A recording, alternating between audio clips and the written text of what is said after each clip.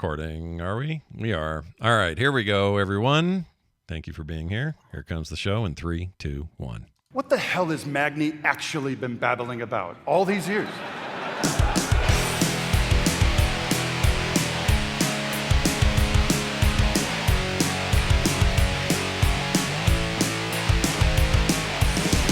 Hello and welcome to Core. This is Core for November 9th, 2023. I'm Scott Johnson with Beau Schwartz and John Jagger, and we are here to bring you the latest and greatest in video game discussion. Three friends hacking it out right in front of you, like going to one of them Japanese barbecue places where they toss the stuff in the air and like throw it into your mouth and stuff. It's like that, but with information and views, you know. Open up. Here comes a show. Yeah. You ever do one of those where you hibachi style and they toss meat in your mouth, Beau, or they're just like across No, I haven't had my meat tossed. Oh, all right. Bit of an admission today. Okay. Mm-hmm. I mean, I've been to a Japanese restaurant, but not the meat tossing kind. You should. It's good. It's very good. It's stupid, but it's good. Like they I've been in the Yakuza series. Oh, that's true. You've seen the best of Japanese culture in the Yakuza series, including the newest game, which we'll talk about in today's show. Before we get cranking too far, a little thing happened today. I'm going to play a clip. You guys can hear a little audio from this. Actually, I owe Beau for mentioning this. Can I find it? I think I can. Let's see. Hold on one second. Here it is. I think I can. See if this voice is familiar. Here you go. Right here. We are going to do a podcast that we're partnering with our good friend, Scott Johnson. Oh, who? What? That's true. So that was Greg Street. His new gig, Fantastic Pixel Castle, is their new AAA MMO dev studio that they launched, and they did a big AMA the other day. Beau did a co-stream of it, which was super fun to see a bunch of that. And they announced a bunch of things, talked about their plans, what they want to do, and part of it is they're going to do a monthly podcast with me. I'm going to host it, and the reason I'm hosting Scott Johnson. it's me from the clip. You might know called? me. The show is called Word on the Street. Because of his name and everything. That was their idea. I like it, so I endorsed it. But we are gonna every week sit down with, at least it'll always be me and Greg. Not every week, sorry, every month.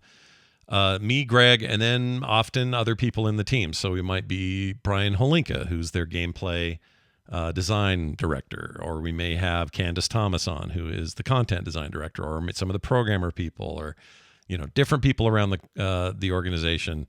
We'll sit down and we'll have very big, transparent discussions about the building of that game, player feedback well before you even see the thing. Like, they're going to talk about, what are our classes? Do we think AI is worth using to build this thing? All these kind of questions that everybody always asks. Yeah, they loved that question. Yeah, they ate that up. They were into it. They nailed that question, and also I nailed that question the day before because I answered basically everything that guy said. Oh, you did? Nice. Yeah, on street. But first of all, I want to say congratulations. This is a huge project. Yeah, it's exciting. I've been holding on to the news for a little too long. It's been like 2 months in knowing about it, and now finally I can talk about it. So thank you. Well, there's been no BlizzCons. They haven't been calling you for Q&A. Blizzard, but you're dropping the ball, and Street picked up the ball. And I think no one better to pick up your balls than Greg.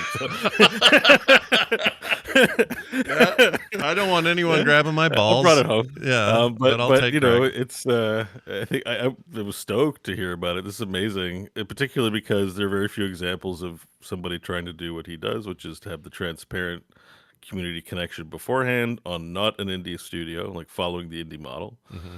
And you're gonna be a part of it. I think that's pretty awesome. Thank you. I think. Yeah, we start 14th, I guess. What's that, next Tuesday? Forget, whatever it is. It's soon.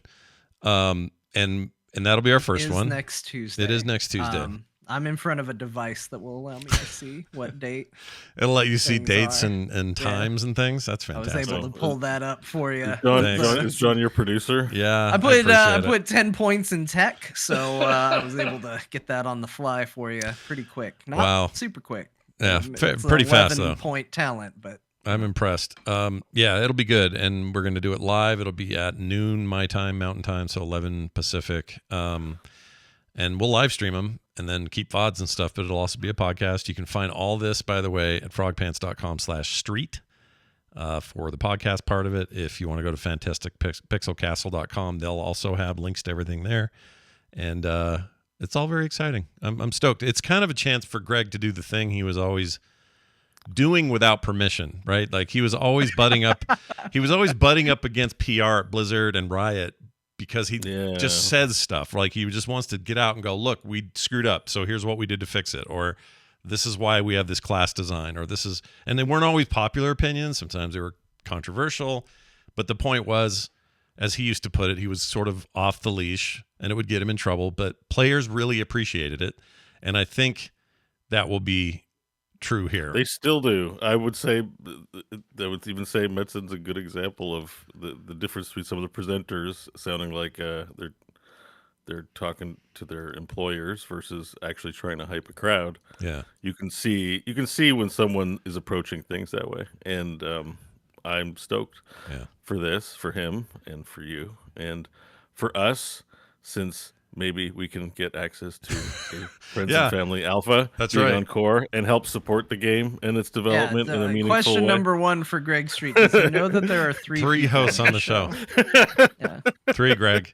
He's probably listening today. I've never been in a podcast episode 1. Be like, Greg, how many hosts are there on Core? Yeah. I've never been under Friends and Family Alpha. It's like my Make-A-Wish. If I was a Make-A-Wish. Oh, we should. We will absolutely do that, and that means we'll get earlier access to stuff. It also means your feedback would be super valuable. Well, that's good. I have lots I've of never free been time shy right now. with feedback. No, you don't hold back. Turns out I have a lot of feedback and a high willingness. John, to talk don't get about banned from the Friends and Family Alpha, John. This is Beau's Make-A-Wish. I'm always respectful. Yeah. Depending on where you draw the line. Yeah. How do you define respect? John's right there. He's right there. So anyway, more on that as we get there. But if you want to go get subbed up early, the RSS feed is there. I'm still waiting on Apple, Google, and everybody else and their dog to approve the listing. But as soon as they do, those will all be there. But it'll be free and nothing weird tied to it. You don't have to do anything crazy or special. It goes well. There's nothing quite like it, and I know. But I know of one example that I think you're even good at. You're doing Greg and you, Greg, not Craig. Greg and you are doing. I know I have trouble with Craig and Craig. I'm not trying to insult anybody. I know that. So I know some of them take it quite personally. So yeah, Greg. It's weird when people want their name pronounced the way it is. It's just a rough one because both exist and both are readily. There's lots of them out there. Sure. They're like weeds. They're everywhere. Gregs and Craigs like weeds. Yeah. But I hope it goes well because I think that kind of thing. There is a pathway where that's very successful. I've seen Warframe do it. I've followed Warframe a long time. They're pretty good with their community. This thing can work very well. And no offense to Digital Extremes or anything like that, but Greg's kind of a big deal. He's off the chain, and this could be really huge. Like it could be really huge. I hope that, and the way they describe the actual game sounds, awesome, but it's early, so you don't take these things as promises. They're just the direction they're steering their boat. Yeah, and they're letting you in on the conversation, and it's a lot of my favorite stuff. He name dropped Planescape. Oh, he loves Planescape. And and that's good. Like that. So, it kind of sounds like World of Warcraft meets Roblox meets Valheim. Yep. Is what I picked up from. Yeah, they got some ideas. I mean, that Roblox in a way, but not more in a creative way and less not in the way that where you don't want to play it. The way that not in the ways where it looks like a piece of shit video game. Oops, sorry. Not in the way where a bunch of parents just now went, ugh. I know, right? No, but in the way that, sure, it's many worlds that have to be pasted back together. And that's, to me, like a Roblox thing is like that. It's like a bunch of worlds with different rules. The idea that you could set your own game rules and your own private shard or your shard for your community versus going out into the static world and doing it sounded awesome. I hope they achieve all of their goals. They got some neat ideas. That AMA, that stream that you watched is up on their site now as well. The VOD is. So if anyone at home missed it and want to catch up on it, you can watch it as well. It's really good. I hope they do. I hope they build it out like again. The only one company I can think of did it this way, which was Warframe, which is just like they're not going to launch. They want to launch sooner rather than later, so they might launch with just like a quarter of the game, but give it 10 years and it'll be a ton of game and it'll be unmatched. You know what I mean? Yeah. I wonder if that's the direction they're going. Like that's just what it seems to me. So. Yeah, I agree with you. I think that's a good model to compare it to. And also, we hear nothing. This is the difference. So when you have ex-Blizzard people, and most of this company is ex-Blizzard or Riot people. There are a few others scattered in from Ensemble and some others Greg have known over the years. But mostly it's from that. Those PR environments are very closed down, very tight-lipped. And what we've seen from all these other spin-out studios that came out of Blizzard, Moorheim Studio, they announce it, we've heard nothing. Rob Pardo goes out, does his thing. What's that called? Bonfire? Nothing. Yeah. That's been going on forever and nothing, like years now, nothing. Normally you just don't hear shit. And this is different. This is like, whoa, we're not just going to hear about it. We're going to hear about it fast and on the regular. And the monthly is only for now until if it ends up needing more, then we will down the road. But we're starting with monthly because that sounds like the right cadence for when milestones are reached or stuff can be talked about, that sort of thing. But they don't want to have, these aren't going to be shows where it's just like, well, we're making a game and we're not quite ready to talk about it. They're not doing that. They're like, no, we're building classes. In fact, we're going to tell you the name of the 3 classes we've chosen already. Ratcatcher. There's going to be a Ratcatcher in the game. Yeah, they were talking about, it was hard to say where the jokes started and where they were serious in some of that. But I did like it that Brian Holinka thought that a flamingo was a swan. That made me laugh pretty hard. Oh, was he staring at a swan? Yeah, it was. Well, no, he was staring at a flamingo when he said, "I have a swan in my vision." Yeah, he's like, "There's a swan right here in front of me," and I'm like, "Greg," or I'm like, "Brian, that's a flamingo. It's pink. He's bent over. He's got the little curved nose. Like I know. You're making a video game. You don't have time for birds. He comes from WoW as a background, and let me tell you, WoW not always right with its animals. No. But they do have the Arakoa style races. Not as bad as Final Fantasy though, where you see a freaking T-Rex and it's like a scale chicken. Yeah, like, scale chicken. What is this? Yeah. Why did you name it this? What are they doing over there? Oh, that reminds me. And someone asked in the chat, will the show also end up on the Frog Pants mega feed, which I still run, and every show, like tonight's show, will be on there as well. It's like a single feed for all Frog Pants shows. Yes, it'll be on there as well. There's nothing exclusive or weird about any of this. They want it to be as far and wide as possible. So expect to be able to find this Word on the Street show wherever you go. All right?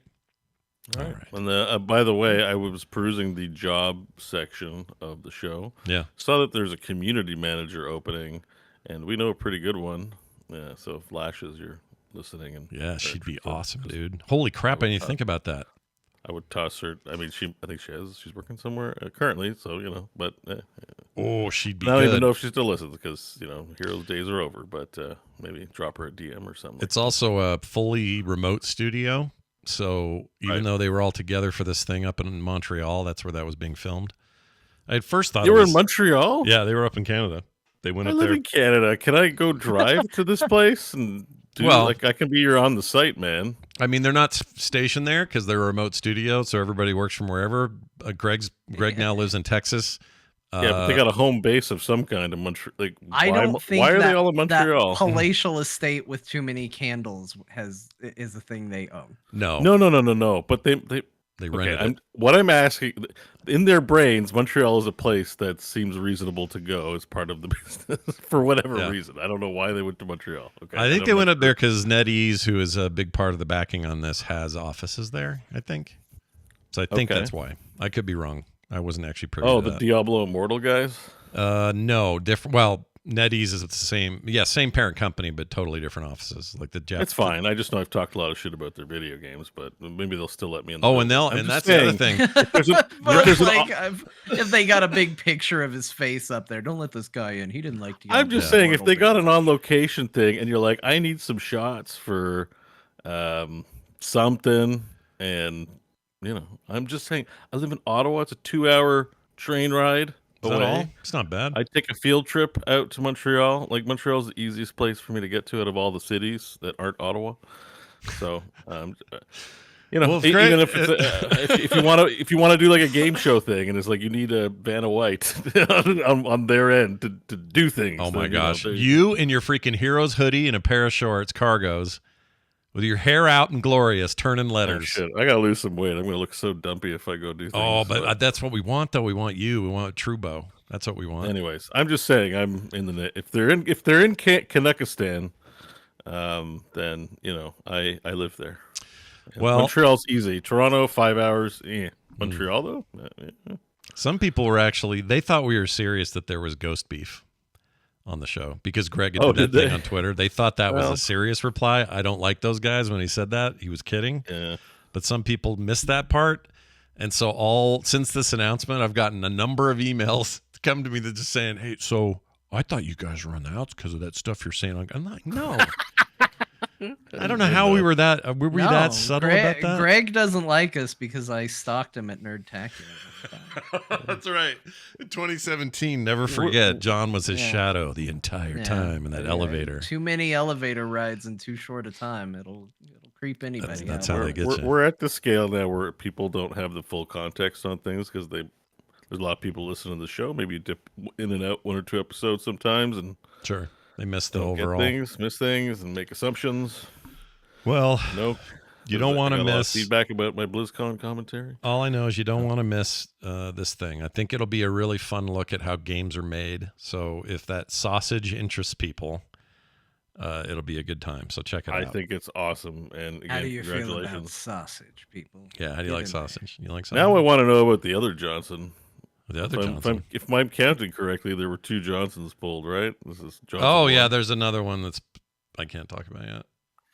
Yeah, I know. I keep an eye on the Johnsons. Many Johnsons. I keep getting told all in due time. I still can't. They don't let me say stuff in some of these cases, which is funny because the whole thing is about transparency. And the truth is, if I'd have said something, they wouldn't have been mad. Well, there's still a reason to keep things under wraps. It's fine. Yeah. Transparency doesn't mean you need to know everything at all times.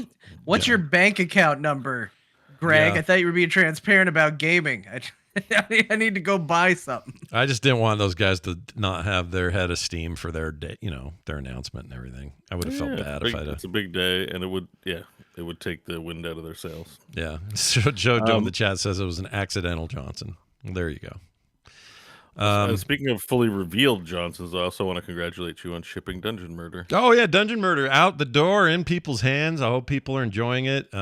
Some haven't quite got theirs yet, but they're all on their way. And there've been updates on the Kickstarter to let people know who's getting them and when. For those who didn't do that, it will be available in the store once everyone's been fulfilled. We just want to make sure the supporters all got their thing. But so far, people really enjoying it, which makes me very happy. Looks awesome. Yeah, I'm very excited. You guys have decks coming, by the way. Oh, really? Yeah. Nice. I will play it, and I'll try to get people to play it live on stream or something. Oh, you totally should. You should get Crofton and Zippyhead over there to do it. Mike. I've got a whole crew that I just immediately am like, play this game, and we do it. Yeah, you could do it immediately. So, watch for that. I just have to wait for all the ones to go out. Then I have extra decks, and then I have friends I want to get them to, and then we'll put them on the store. And that's amazing. I'm extra excited now. Oh, well, good. And Canada hopefully will be nice with customs and everything and not make you wait for it or do anything weird because they're weird. Oh, I'm sure I'll get it in February. Yeah. It's fine. See you next year. All right. Let us dive directly into our main topic today. This is going to be way fun. The reason it'll be fun is because we got a little help on this actually. So I want to give a shout out to Greg Hanshaw. He's a listener of the show. Greg, another Greg. Jeez. He reached out. Yeah, they're everywhere, man. I know they're everywhere you look. He reached out and sent me some files of our predictions for BlizzCon, which happened since we last spoke. We did live opener stuff for BlizzCon, so we kind of know what things came true, what things didn't. But I don't know that we were super focused on what we had said versus what actually happened, and he was. So I got a bunch of clips of us making predictions. And then we can see if we were right or wrong. Now, I've not previewed any of these because I don't want to be spoiled. So, for example, one is Classic WoW John. His idea of what he thinks Classic is going to be, or a comment about it or whatever, that we now know the answer to. And so this should be fun. So we're going to start with an overall one, a 4-second clip from John called BlizzCon John, which should be your nickname. Let's just call you that. Yeah, basically. I'm synonymous with BlizzCon. Yeah, everyone thinks of BlizzCon. They think of you bad security, and barf in the Hilton.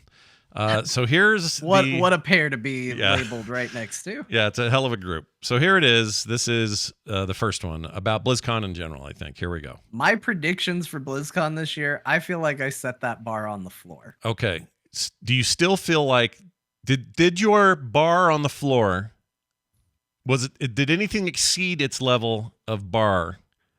Because that's the idea. The bar. Where's the bar? Right. Did it go over the bar, under the bar? You had it on the floor. Did it go over, or did it stay equal? Or I think I put the bar on the floor, and I think in some ways it actually managed to not clear it, which was surprising because I didn't think I put too much emphasis on anything. But I do feel like some areas met expectations. I think some areas were lower, but I think WoW greatly exceeded it. So I would say overall, I think the bar got cleared. All right.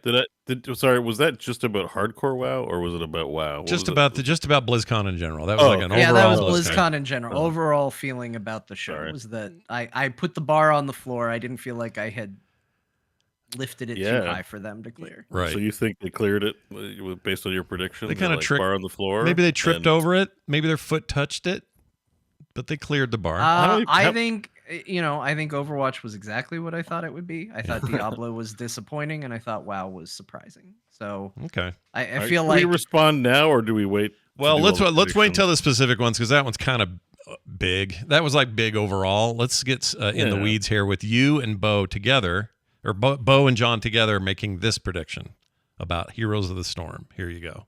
Any heroes mentions at all? No. If it's going on, only if it's going to Game Pass, which is like, or Steam, which is like 50-50. So we didn't get anything on that. Well, we nailed it. So it's sad news, but high five yourself for being right. You know, do you have a ding sound? Ding. I do actually. We could either do a successful prediction on both our parts, even if a little bit sad. Yeah. And John was a successful one in the first instance too, right? Cleared the bar. Yes. Yeah. Yeah, I think we would all say. I think it cleared the bar. I don't know. In general, like where my bar was very specific. I know you can get into what the you weeds, expected. But... Do you guys think it was better than what you expected? Right, and I think that it was my ultimately were so low. Yeah, it was. It was because you, like you said, the bar on the floor. I think ultimately it exceeded my expectations, but it took till the end, which seemed to be by design, right? Like there's a reason they didn't have WoW up front and center. And Chris do his thing up front and center. They saved the best for last, and that redeemed it for me. I think it's just World of Warcraft exceeded expectations. I would not credit anything else with exceeding any expectations. Yeah. You know what I mean? Yeah. For me, John, you mentioned Diablo disappointed. Diablo just kind of equaled what I was thinking. It was about what I thought. It was just like I thought it was gonna be more because I've been paying attention to Diablo. I want to like Diablo more than I do. I follow a lot of the devs, and there was a lot of talk about, wait till BlizzCon. Can't wait to show you what we're doing at BlizzCon. And we hear these stories from devs. Greg, a great example of this, but there's plenty others, where they talk about, man, it's a reminder. BlizzCon's always a reminder to me that... somebody coming in last minute and going, we're canceling your presentation, or we're not going to show this. We're not going to do that. Last minute, somebody steps in and axes your plans. And we've heard about that from multiple people that have had a history or are in Blizzard.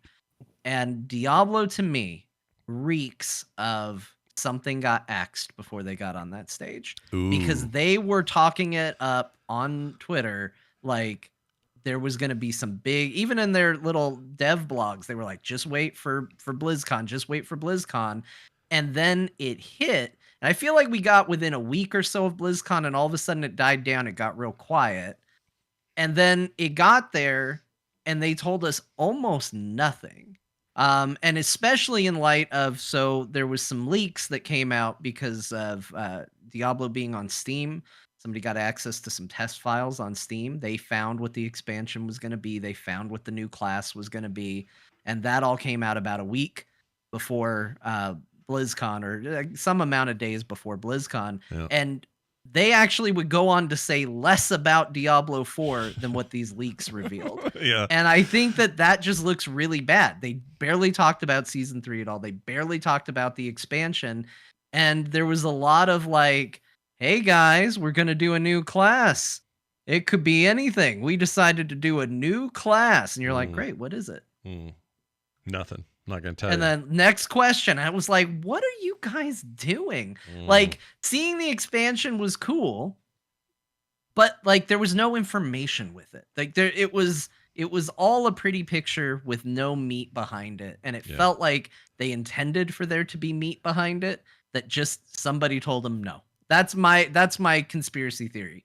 Yeah. If you know, let me know if I'm right. But I have a weird conspiracy theory that they wanted to say more and something got shut down before they got on There's stage. a history of this with them, and there was a pregnant pause of sorts where everyone thought that Diablo 4 would be announced in 2018, and we found out later, I can't remember how we found out, but they intended, that was supposed to be the one where they announced 4. Immortal would also get announced, but have a lesser, would be like, oh, and also this mobile thing. Yeah. And that was the plan, which really should have been the plan. It would have helped him. It would have helped Immortal immensely and changed that whole dynamic. At the very least, of just making it not seem like such a slap in the face. It would have just been an afterthought, and the right kind of afterthought. But so we know they do this. Geek Is that year, I know for a fact, was to cover for an announcement they were going to make, and they didn't.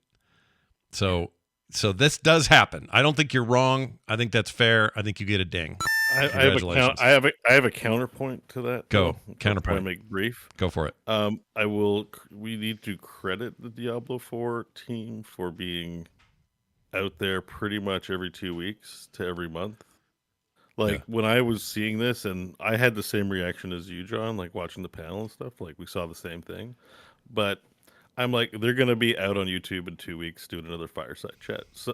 So like, it's not a BlizzCon, big deal. Like, I almost think like, I got to look at it, I'm like, BlizzCon doesn't even matter to Diablo, because of any team I've ever seen, they're doing a good job of being out there with the community and doing it. Like, not just 3 weeks of, oh yeah, we're doing this thing and then nothing. They've been consistent in their discussion. So I feel like in 2 weeks I'll find out whatever I didn't know. I mean, I agree, but if you're gonna have a grand platform, I think you should try and put something on that grand platform. I agree, but I just know that they're gonna. I'm just like, whatever. There's so much information. Great, save it for 2 weeks if you're not ready. I don't. Right. Care. I don't think that this is what I'm saying. I don't think is like, oh, Diablo's bad. No, that's not. But I think as far as like a BlizzCon presentation goes, I think it was disappointing. No, you're right. They hyped it up, and then it was how much they talked it up. Yeah, they hyped up a nothing burger for sure. And it's probably like you said, something got canceled or who knows. But yeah, that's okay. That's part of the process, I suppose. They'll hear about it. They'll have stuff to say in a few weeks or something. I wonder if the confirmation of the acquisition messed with their timeline of announcements or something, or if could be. I don't know how or why. Just something about that rang for me when it was made official, and it wasn't that long ago. It was just right before 2 weeks before. Maybe it's a good thing because now Codic's out. Yeah, well, it will be in January. There's the news that I don't know if they're formally splitting, but Microsoft's gonna get the boot off of Activision's boot off of Blizzard's neck is sort of what I've been hearing in the rumor mill, or maybe that was officially confirmed. He even said something in an interview. Phil said that he wanted Blizzard to go back to operating more how they had in the past as an independent studio. Yeah. So Phil is more likely to recognize what makes Blizzard great and maybe sees the same things as some of us, one would hope. Yeah. And wants the studio to be successful, and has had proven to treat other companies. Microsoft's proven to treat other companies that way. So that's great. Which means maybe the change of plans is a good thing. Maybe they're like, oh, sweet, we don't have to do all the things Bobby approved. Yeah. maybe let's just change things. Maybe it's like the good version of this and not the bad version. You know what I mean? Sure, it could be. And it could be maybe they also internally expected Diablo 4 to have a very different perception. Like, word has been very good for season 2. Like, people are generally pretty positive about it. Maybe they thought they would still be doing damage control. And maybe there were some things in there that were they were like, oh, we don't need to do this right now. Yeah, So it could you know, be. it could be for a lot of reasons. It could be good or bad, but ultimately it doesn't change what the presentation is. Yeah, So you get a point for that, I think. So do you give it over the bar or hit the bar with the for forehead? Diablo 4, under the bar. Under the bar. I was expecting a lot. Oh, You're savage. subterranean bar action. No, it's not harsh. I played Diablo 4 this week. It's fine. But you're Diablo allowed 4 to have was it. I'm not hyped gonna- up and was disappointing. It I'm goes not going under to the talk bar. you out of your opinion. Just my reaction is, whoa, you're hardcore. Like, You're hardcore, John. I was like, damn. They're not Damn. bad people. It's just my I'm not talking expectations about were them, but high just and the they were under standards. it. Yeah. Okay. No, I get it. Now here's an interesting one. You brought up Phil Spencer. Let's see where we landed on this. This was Beau and I having an interaction about that last week. Here's that. Do we think Phil Spencer shows up?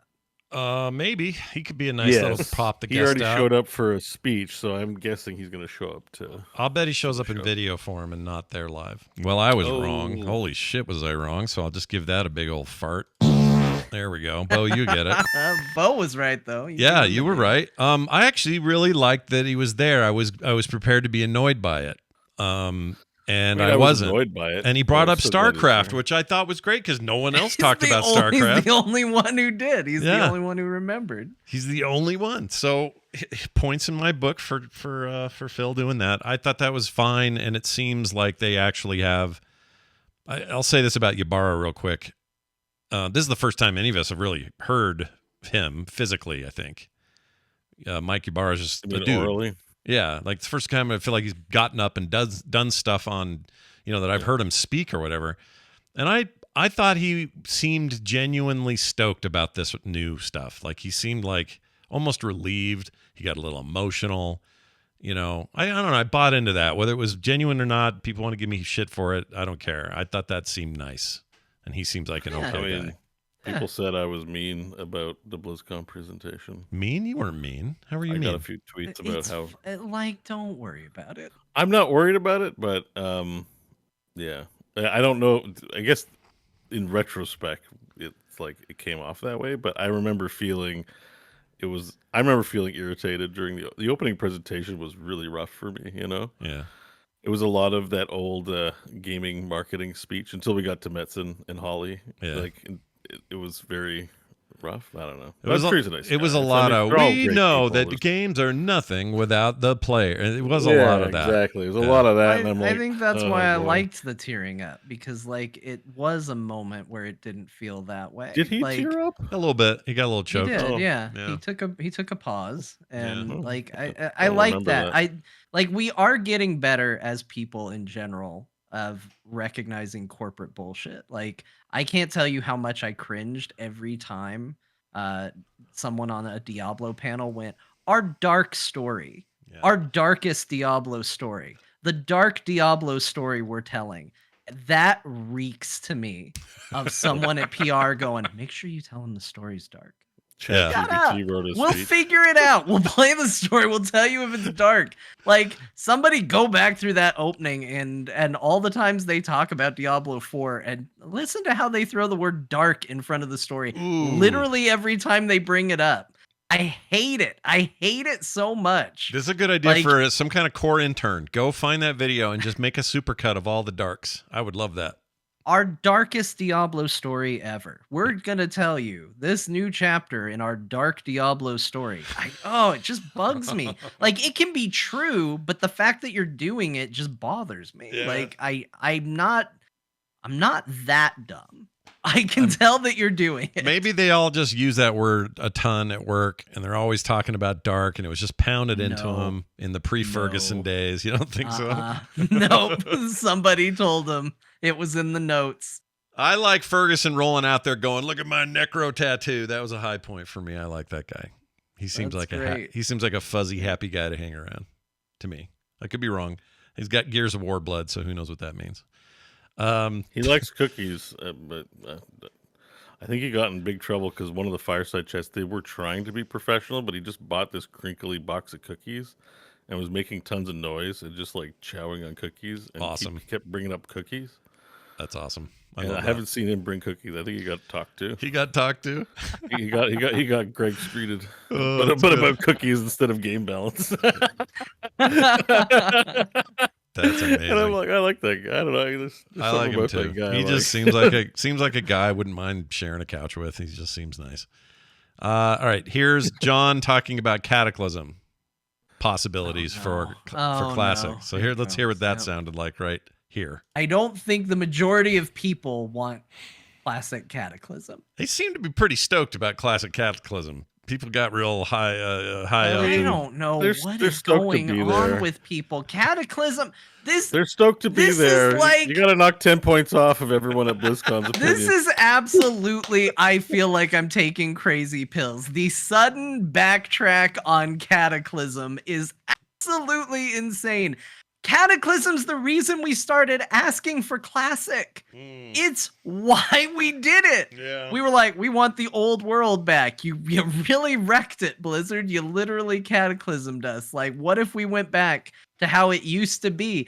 It's the dividing line. Like, look, people are excited. And look, the video that that was made, that was shown, is his name Hurricane? It's a Hurricane. The I think creator's that's name. Yeah. The guy who did the video for Cataclysm.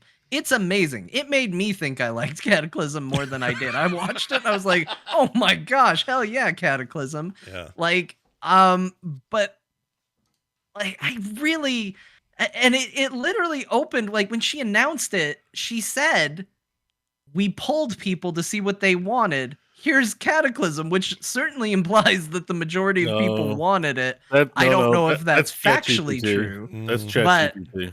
You think so? I put money that it's just boilerplate stuff, and I'll say that because the presentation for Classic Plus in the opening ceremony did not match the deep dive panel. Like that presentation was for the C-suite. It was not. It did not depict things accurately very much. Well, based on what you saw from the in Plus, my opinion, after you saw the deep dive of the Plus panel, what's your nobody cares takeaway? about Cataclysm. Everyone cares about Right. Season of Discovery. Like Season of Discovery no one gives a is shit about massively Cataclysm. cool. Like that's the crazy thing is I went, oh, Season of Discovery. Like it sounded like one thing during the opening, and then you watch the deep dive on it, and you're like, hell yes, Season of Discovery. I am on the verge of resubbing to WoW. No, and I will tell you, one of the biggest pushes for me Yeah. is Season of Discovery. I'm playing What they're Season doing of with that Discovery. is so cool. Yeah. Like Yeah. I here's what I'll say. I'm gonna guarantee that I play Season of Discovery. Oh my lord. I don't know if I'm Nice. going to resub and play retail. Guild? I don't know if Guild? I'm going to play hardcore. I will 100% play Season of Discovery Okay. because in my life, I've covered World of Warcraft in some form or another since the game came out, almost. And I have said the word tanking rogue more times than I can count in the history of that. I remember Tanking these things. Road. Yeah. Finally coming into existence in Season of Discovery. How do I not play it? Yeah. How do I stand up on my little soapbox and bang a drum? Oh, you're excited then- about Tanking Rogue? Yeah. Yeah, I love that. Hell yes, yeah. dude. That's awesome. So I'm like, I gotta do it. I feel obligated to do it, but I am excited. Like obligated implies that I'm not excited. I am excited for it. Yeah. But yeah, I look. Take my sound effect, please, Scott, for my wrong prediction. Go ahead and Okay. You mean this give me one my here, sound. this one here. Okay. Give me my horn of failure. Okay. But I still think that prediction was spot on accurate. All right. I'll give you a little bit of both then. That's fair. Um, That's what I believe in my heart. Oh, yeah, Classic it's- Plus is so exciting. yeah, it sounded really cool after learning more about it. But it felt like it hardly got touched on in the opener. But maybe that's because it's a Yeah. long thing to talk about. You can't just do it in 5 minutes, I Like, guess. I don't know where we insert this into, and I've kind of already said it. The opening ceremony mostly sucked. I'm going to be honest with you. It left, except for Metzen. Metzen accepted. I think Holly was great too. Yeah, she was great. But those two aside, the rest of the presentation was ass butt munch, and I got dragged on it for on socials because I think my attitude reflected I was bored. At one point, I'm just like, I'm so bored. Yeah.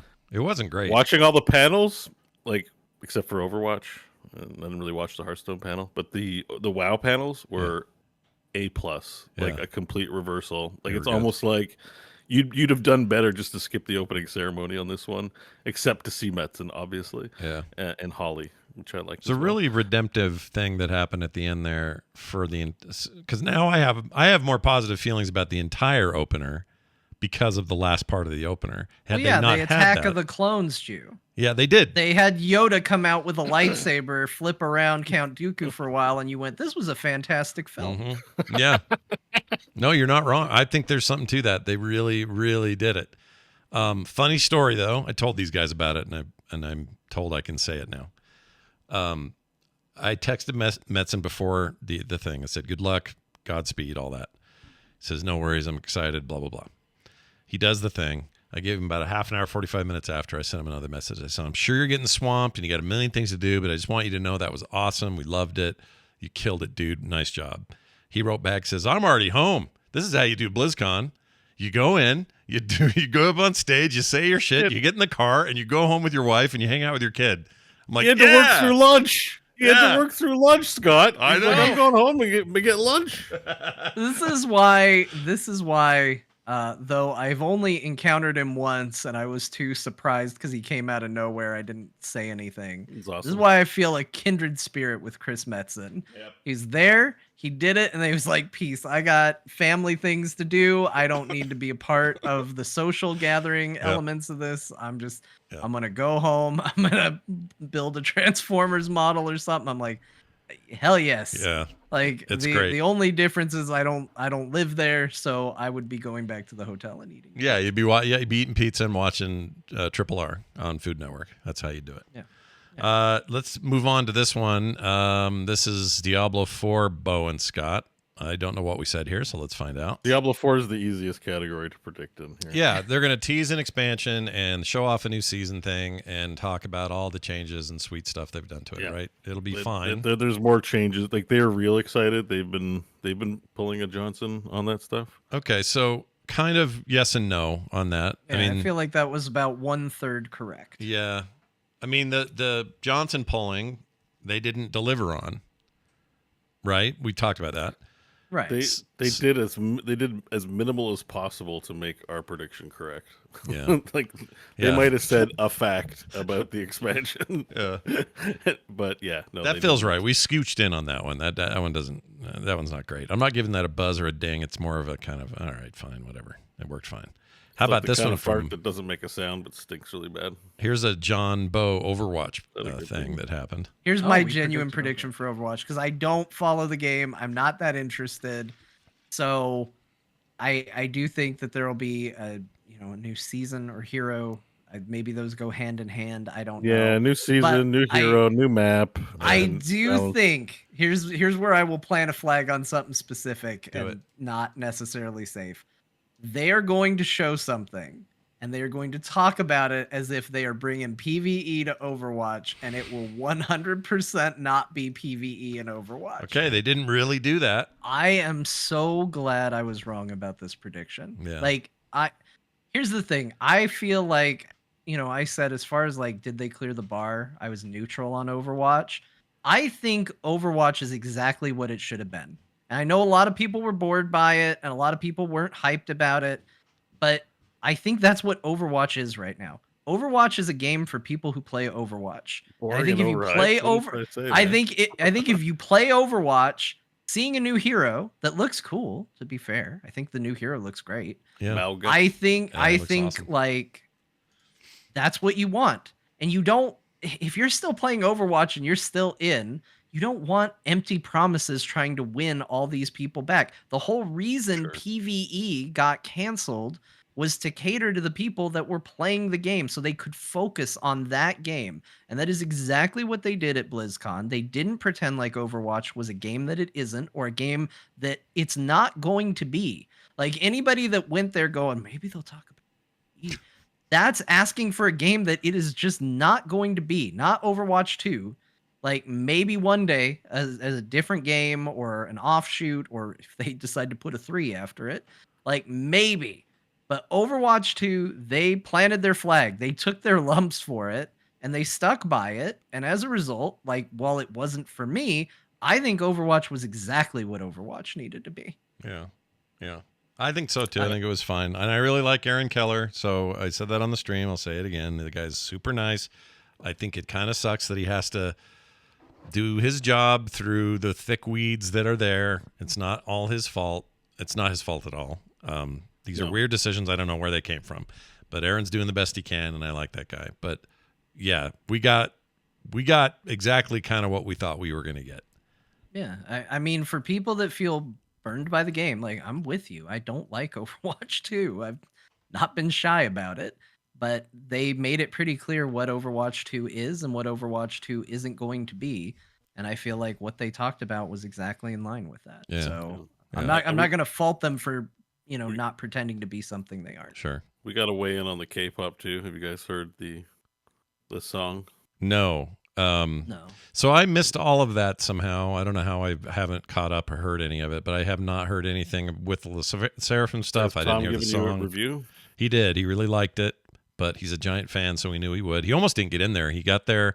There was some mix-up with where you parked versus where you got your tickets. It was like a big mess. They almost wouldn't let him in. It was weird. Damn. Yeah, he would have been. He would have been string pulling. I mean, I've it was only seen Tom wrestle, and I wouldn't want to be between him and his K-pop if they told him no.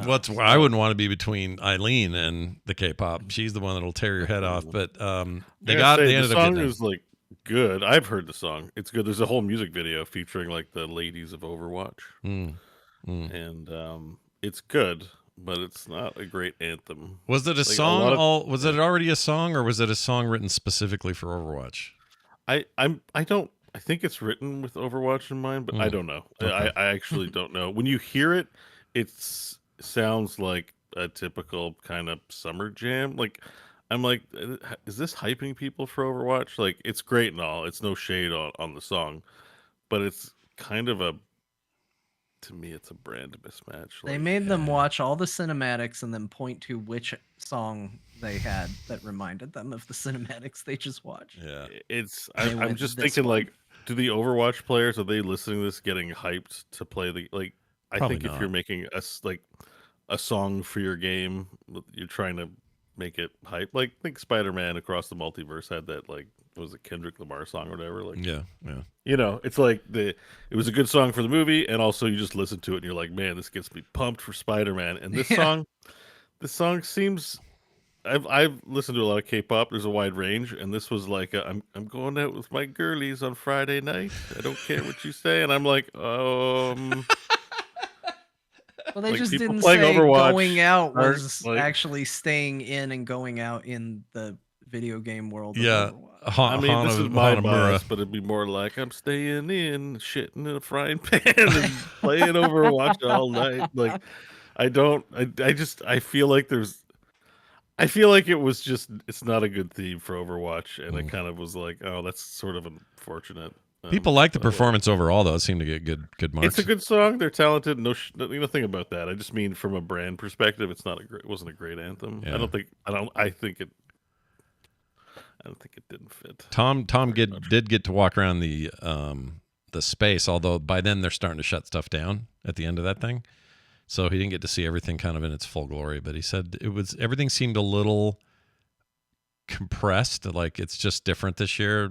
Obviously there's no giant esports for StarCraft and HOTS and even Overwatch at the level it used to be. So it was just arranged differently. He said that all felt a little bit weird. My nephew did not like it at all. He was there on site, and The K-pop?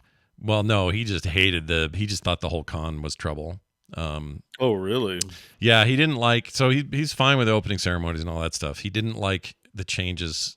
I think he's a huge esports nerd. He loves that crap. Oh, well, Yeah. yeah, pretty understandable why he wouldn't be on board with it. Yeah. Yeah, Blizzard's been shitting on esports. I mean, I even watched Artosis video today where he was just like, he's become one real salty dude when it comes to Blizzard and esports, because they've really, apparently StarCraft 1 is still thriving in Korea right now. Oh yeah, actually. they love their There's brood still- war, man. There are multiple players making, he was saying over like 30K a month or something like that to play StarCraft 1. I'm like, Jeez. God damn, like, I want to move to Korea. Yeah, let's do it. StarCraft. Let's get some StarCraft 1 on. I want to live in a world where esports pros are paid and supported by games. Anyways, whatever. But yes, he was actually saying Microsoft's acquisition might be good because they support Age of Empires with prize money pretty well. So Yeah.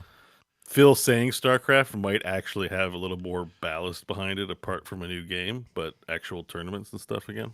Yep, that would be good. Yeah, also worth noting, because it's not in the news, but we can mention it here. They also officially shuttered the Overwatch League. Oh yeah, it's done, right? Oh, as of today. BlizzCon? Yeah, it was after. Post BlizzCon, yeah. Yeah. And they said they're going to be replacing it with something, but extremely vague on what it was going. Well, we know what that means. We were around. Yeah, this is going to be replacing it with.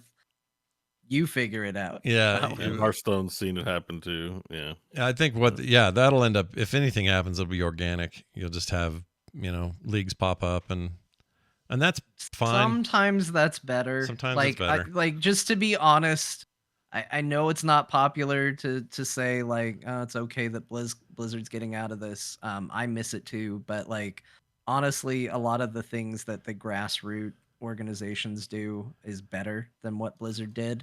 And there's more passion for it. There's more interest for it. And I think in a way, Blizzard participating in it draws focus away from those other organizations, because it's like, oh, well, I want to watch the official thing without realizing that like there's a vastly superior product being done by other people. So it's okay. Blizzard's out and Frost Giant's in. We got Stormgate to look Oh forward yeah, to. when It's taking shape. How people like it? Is that a playable alpha or beta or anything yet? They invited a bunch of like professionals in a early access thing, like closed. Yeah, and early impressions are good. They're serious about making the StarCraft killer. It looks StarCrafty as hell. Yeah. Oh yeah. Yeah. Maybe slightly too much. I don't know if like, that'll hurt. Well, there's StarCraft 1, which is hugely popular. There's StarCraft 2, and a company that owns the StarCraft franchise that's sitting on its hands forever and takes forever to do anything. So yeah, small studio, come in, eat their lunch. Yeah. League of Legends style. Let's go. Here's something I said about Master Chief. Let's see what that was. I don't remember. Master Chief loves you. Kiss my ass. Bye. Okay, that wasn't really a prediction, but that was the thing I said. Yeah, there you go. What was the other one? Oh, this is what I said about closing. We'll tune in tomorrow and find out how wrong we are about all this. Oh, that's just another clip. Boy, some of these are just clips. Let's see. John on Rumble. I do think that they're going to try and lump some general Warcraft news together so that they can talk about Arclight Rumble without getting like monstrous boos. They did okay on the booze front. They didn't get booze, but it was definitely quiet. Yeah. Like the quiet was deafening. I would take this as a wrong prediction. I thought it would get a mention. They actually gave it stage time, which was awkward. It certainly didn't help the opening because people were sitting on their hands for... to me, it's weird because I don't follow Hearthstone very closely. So when nobody was reacting to Hearthstone, that seemed weird to me. Because to me, like, not that I play it, but like, how do you, like Beau's point, how do you go wrong with a JPEG fight? Like, it just keeps doing what it's doing, and maybe that's the problem. It's been doing what it's doing for so long, but like, it was weirdly quiet for Hearthstone. It was weirdly quiet for Arclight Rumble. All those things, just people sitting on their hands, and they gave it time, which it was awkward to watch. But I will say kudos to the I don't remember her name because I didn't write it down. I didn't know we were going to talk about this. But Cora? Was that her name who did the Hearthstone? Yeah. Yeah, she I was thought great. I thought she was a great presenter for that. I did too. She was a highlight for sure. Like that, I felt extra bad then because it's like, oh, here's somebody doing a fantastic job, and everybody's being really quiet about it. Yeah.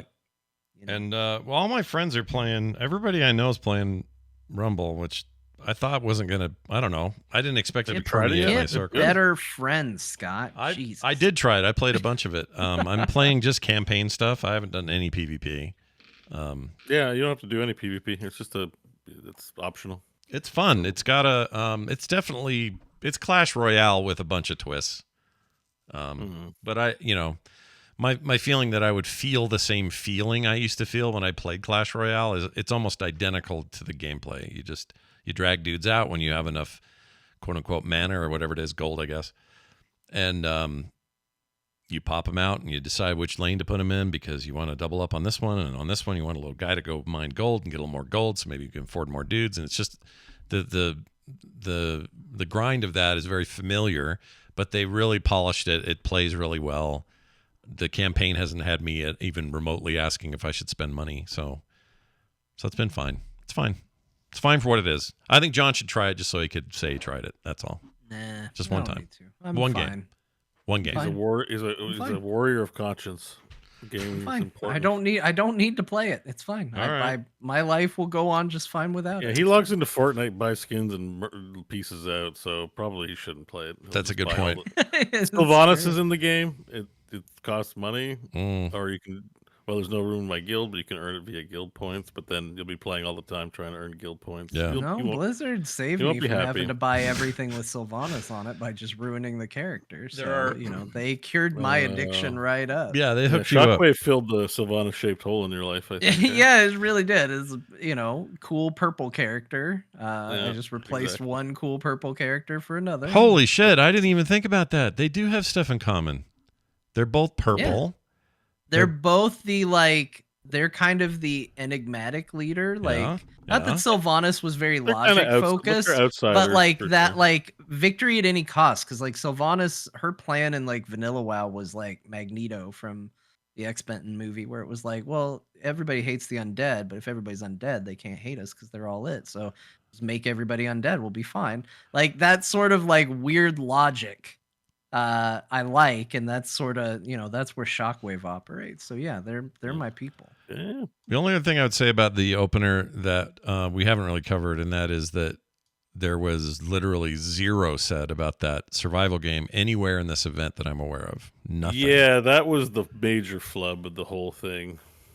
It seemed And weird to me. I thought still there'd be at think least a mention of and we've got some more other, we have our other games brewing or some kind of something. I predicted it. You can give me the ding. Give me a ding. All right, let's give you a ding. You all can take predicted your no ding. mention.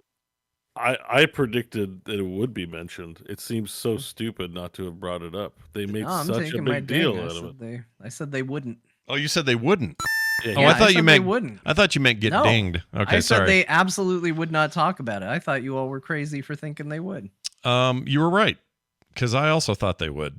And I think it's insane. They were hyping the shit out of that thing. We got job postings. But they here's a weren't. key They art. just did job postings and showed some art, and they're they know that they know we watch their job postings, so they're like, all right, well, people are gonna know. So let's for once just get out there and show some art and be like, yeah, we're making a survival game. But They didn't even acknowledge its existence. That's, I think, it. Even if they I'm kind of have a chip on my shoulder because they didn't even say the words "heroes" or "storm" at all for the entire convention. Those are banned words for the presenters. yeah, there were some And that weird sucks. omissions. Yeah. And I think it sucks. This is, again, the opposite of what Greg Street's doing, that they're just let's pretend we didn't announce a game 4 years ago. Won't that be fun? Isn't that the right thing to do? Let's pretend we just don't say, already have these By the way, we ideas." got a survival game. Nothing new to show you, but let me tell you, I played it last night and it's awesome. Yeah. That's all you gotta say. Just tell people you're working on things. What the hell is wrong with your brain? Yeah. Sorry, it Do makes you me think mad. they get flashbacks of Titan whenever they think about talking about something too I early? do. I do think that. I think Titan was a real all stinger. those years of Titan. Well, yeah. Oh man, who Also, was quit that? canceling games. Yeah. Who was the? I feel confident. I think he was I don't want to necessarily throw somebody too far under the bus, but I'm pretty sure it's safe to make fun of this guy. Throw 'Cause I them think really far. I they'll think come it out the came other out side. that this guy was maybe not a great guy. But who was the Blizzard guy? Do you remember? It was one of the more lackluster years of BlizzCon, and on night 2, some Blizzard employee came out and said, "We're going to give you a sneak preview of Titan." And everybody blew up excited, and then they proceeded to show a bunch of photoshopped Activision joke pictures. Oh, I remember this. Who was that? I was don't lame. I don't want to throw somebody super far under the bus by saying I'm pretty sure he was one of those bad people that we hear about, but I'm pretty sure that was a person that is okay to be like, what a dick move that was. That No. wasn't smart. That wasn't cool at That all. wasn't great. I mean, it was pretty It well was known. not Ian. It was not Ian. It wasn't was Ian. No. Some guy who's been gone for a while. I mean, when Titan was being worked on, Jeff Kaplan ran that team, and he was hidden away. And Yeah, it grew up. wasn't Jeff Kaplan. Yeah, it it wasn't him. wasn't any of those people. This was some guy. I don't think he even had a job like necessarily on the team. But that for me will always be one of the biggest BlizzCon blunders I ever saw. Was acting like you were going to show Titan. He may not have said Titan, but I think he said, "Do you want to see what's coming next from Blizzard?" Yeah. And then started showing a bunch of jokes where they like photoshopped WoW characters on Call of Duty boxes. I remember that. Yeah, that was dumb. And everybody knew, well, anyone in the know knew that Titan was a thing that was happening, and nobody had made an official announcement yet. And so we were all kind of anticipating something. So he was just being a troll for sure. Yeah. That's trolly as hell. You shouldn't be allowed to do that at Blizzard. It was not a good decision. Well, I don't think he was with the company much longer, so No. it might have been a real bad decision. He got McCreed out of there, man. He's gone. Although I like you, I don't want to put him too far under that bus. Because I don't know. I don't know for sure. I'd have to go look it up. Somebody will find out who it was and tell us if it's okay to be like, he's real bad. Yeah, it's weird. All right. Well, we did okay, guys, and I think we're going to talk more about it later when we talk about the games themselves. But we should probably spend a little time talking about the Metzen bit. I thought it was really good. It was enough to get me to play 8.5 hours or something of WoW since the event. And I resubbed and played almost immediately, and I had no plans to do that going into this. I bought The War Within. And part of it, you did, you pre-ordered. I didn't pre-order because I just figure it's a year. I don't know why I'm pre-ordering. It seems weird. I'm getting a free month of game. Sorry, I don't know why that played. Go ahead. What? I'm getting a free month of game time and access to Dragonflight if I want to play it. So I was like, oh, that's kind of worth the $60. Like, oh yeah, I think I'm paying so. half for the pre-order and then half for the current X-Pack if I want to play it, and then that's a good deal. Yeah, I'd already bought that, so it's kind of worth. Yeah, less sense for me because I already owned it. But the thing that really drove me was overall just like a sense of like, all right, Chris is back, story's back, all this stuff is on track. The amazing cinematic, all this stuff's really cool, and I really want that Emerald Dream content that came to Dragonflight. That was the main motivator for me. So that's what I played. I played a ton of retail. I poked Beau while he was playing hardcore. Yeah. And said, hey, what's going on? You were about to hop out. What if you had gotten Beau killed? He's like, you were watching his stream and Beau's like, oh, Scott whispered me in a... I should reply. Yeah. Scarlet Crusader jumped out of the bushes and shanked him. I'd get safe before responding. I'm a professional. You are good at this. Yeah. But it was, yeah. It was fun. I listen. I'll talk about it later. But we're having a community day on Saturday. You guys are invited to some hardcore WoW. You're doing hardcore WoW on Saturday, like a whole. Well, I'm streaming, so I think what I'm going to do is have Saturday hardcore WoW streams, and people in the community want to play. Nice. I had a full team of stuff. We'll talk about it later, but everyone's welcome. Skull Rock Saturday 3 p.m. Eastern. Omega 9 in the chat says asking for a pre-order with nothing but the name of. With the expansion is a little sus. What does that part say? Oh, name of an expansion. I don't think it's sus. Like if you didn't already have Dragonflight, it's a good deal. You're basically getting that game for free. There was a deep dive. Yeah. But there was a ton of information about the expansion. Yeah, there's a lot of warbands. Yeah, warbands, all that stuff. But my point is like if you already have Dragonflight, you probably have enough information to not buy the expansion yet. Wait for it to come out. There's no point. But in Beau's case, it makes sense. Because the reason why I bought it, because it was you can't buy Dragonflight anymore, right? And I did get kind of hyped on WoW. Like you have to understand that for all the people who didn't buy Dragonflight, I'm already subbed to WoW for Classic. I get a free 30 days game time, and then I get the expansion. The current I'm getting 2 games for the price of 1. Yeah, that's I'm getting the access reason. now. I went in to check my characters. I logged in, looked around. I'm like, maybe I'll play some Dragonflight finally. So it was very like I did it in my head, and I'm like, and Metzen earned it, man. Like, what's wrong with pre-ordering together? Metzen earned it. Like Metzen's back. He's involved in the project. We didn't talk about the most craziest part about it. They didn't announce an expansion. They announced 3 expansions. Yeah, they announced a 3-arc thing. It was crazy. I think the cadence might be like we're getting a new X-Pack every year, Destiny style, and I think. Yeah, let's stop doing patches. Give me all my content day 1. Let me play it when I want to play it. And maybe I'll play it 6 months in. Like, and then all the other quality of life changes in the deep dive panel that Eon had that looked like it was like finally we're doing some like I didn't hear a single thing that I was like, ooh, that sounds rough. I'm like, oh no, the game actually the game is desirable, like to play, like shared reputation and shit like that. Like I hate reputation, but it's what keeps me out every time. They're like, okay, so if you earn rep on one character, you have it on all characters. Yeah. Awesome. I will play your game then. Like that. Maybe I'll do a few reputation bars. Like I'm much more, and it seems like they're looking to get rid of this archaic MMO from 2001 mentality, or 2004. For or sure. whatever. Like, Let that live and exist in Classic, but let's get some quality of life stuff in the retail game. I totally agree with that, and I really like. I already like Dragonflight. I just had sort of done everything up to a point, and that's when I unsubbed.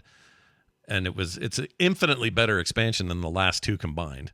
It's really good, and the story's very interesting and good. And you can actually tell there's some Metzen stuff in there now because that stuff's coming to fruition now in the story, and it feels like lead up to this stuff he talked about on stage, which it needs to do.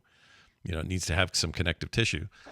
And I went into the Emerald Dream. I didn't go in there until today because the patch day was a little rough. There was a lot of problems. But now it all seems to be resolved, and that place is awesome. If you've all wanted to go into the Emerald Dream, like for real, and not just these little half-assed sort of raid scenarios and stuff, it's a whole zone. It's like this gigantic new bunch of place. that's the one that just dropped. Yeah, that's the one that just dropped. You can fly in there, and with the new Yeah, we've been hearing Dragonflight. about that for like 2 decades. That was another thing that really kind of brought me into. I hope they deliver on it, but it was Metzen saying, "All right, let's land this turkey. Like we have all these storylines. It's time to like resolve things so that we can move on with our lives before you're all in old man diapers." Right. And I was like, "Oh, good. So we're being promised resolution."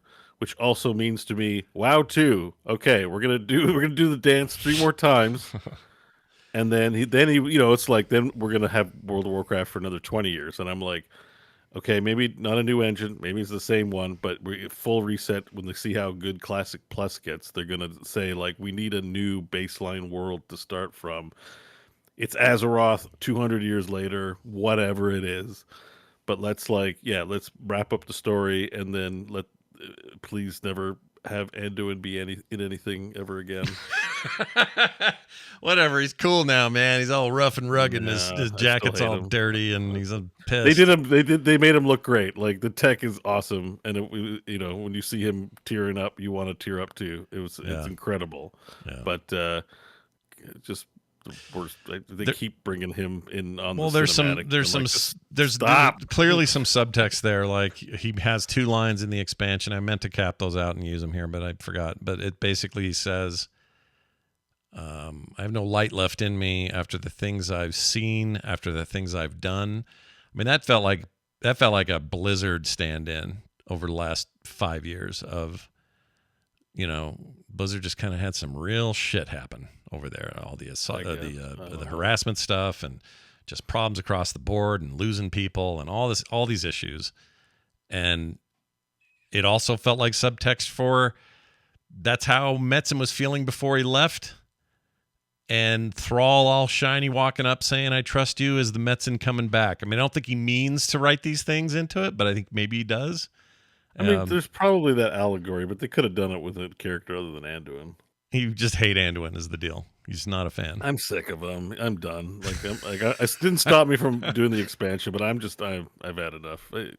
I play Alliance a lot. You didn't have to endure him as much as I did. Oh, that's true. Yeah, when he was a little kid and just a dopey little like in Mists of Pandaria, love the expansion. Man, Anduin was an irritating little turd in that. He's always crying. He's always like, "Oh man, war stuff is so hard." It's like, shut up, we're going to fight. Like, just grow up there, let's go. Like, I don't mind. I like how he's matured. I didn't come here for emotional sadness. I came here. Well, I do like that stuff, but when you're doing heroic shit and dying, if they kill him off, though, it'd be great in an epic way. I'll support it. Well, if they do it, this would be the time. But anyway, it was great. That cinematic was masterful as ever. Those guys are still best in class. Their animation team's insane, and Yeah, I think the WoW thing, I think we all just agree the WoW thing elevated the rest of the opener without much, The WoW thing really nailed. Like the 3 expansions was crazy. Yeah. I was like, "Are you sure you guys want to go down this road?" Yeah. Like it's crazy. Yeah, it is But crazy. I like your idea though. It does feel like a plan for a reset, like a elongated plan, not for a reset, but for like a way to transition to whatever's next, like truly next. What is the platform for the next 20 years? It isn't just more sets of 3. I don't think that's what this means. I think it means we're changing fundamentally what this game is. No, I think after this run, who knows if Metzen will be there. I sort of assume Metzen is in for this World Soul saga, and we'll see what happens in the years to come. But it could mean that's his tenure. He shepherds the thing to bringing it home. Yeah, and then it's MCU Phase 4 or 5 or whatever after. Quick note to chat. Omega 9 seems to be confused about Chris's trajectory here. He quit. He was head of all franchise development at Blizzard, and he quit in 2016. 17? Whatever it was. Retired. Was done. Was asked back 9-10 months ago, and agreed to come in if it was just a Warcraft focus. Wanted to be back in Warcraft mode, and that's it. Didn't want to have anything to do with anything else. And that was the deal they made. So that's why he's back there. It wasn't a promotion. It was he left, he's back, which is why everyone freaked out. Yeah, but they did recently publicly announce that he was head of Warcraft, story. He's just been doing that since 10 months ago. So just nobody knew about it until they made it official. But yeah. I think they did it on purpose just to maximize the impact of like, whoa, really? Wow, he's back and he's doing this. Like they made a huge deal out of it, but that was literally the deal he made a year ago to come back at all. And then that's still the deal. That's who he is over there. So anyway, exciting times over at Blizzard.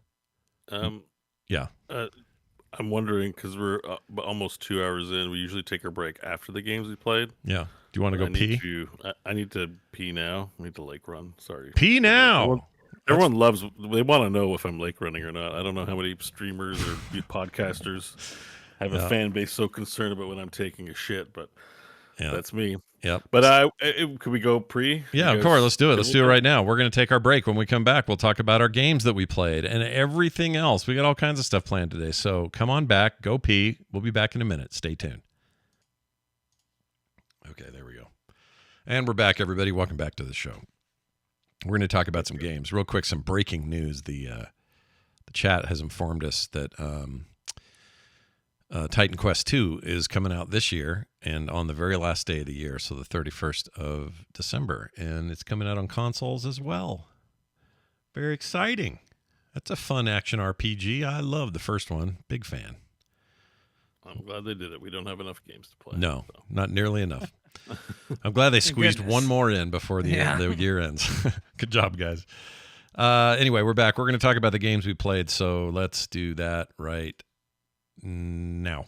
Nope, that's the wrong one. Where is it? All right, games we played. We talked all this WoW stuff, so I just want to get this out of the way real quick. We started a core guild. And you might say, well, Scott, wait, I heard you have AIE and like all the old instant stuff and everything.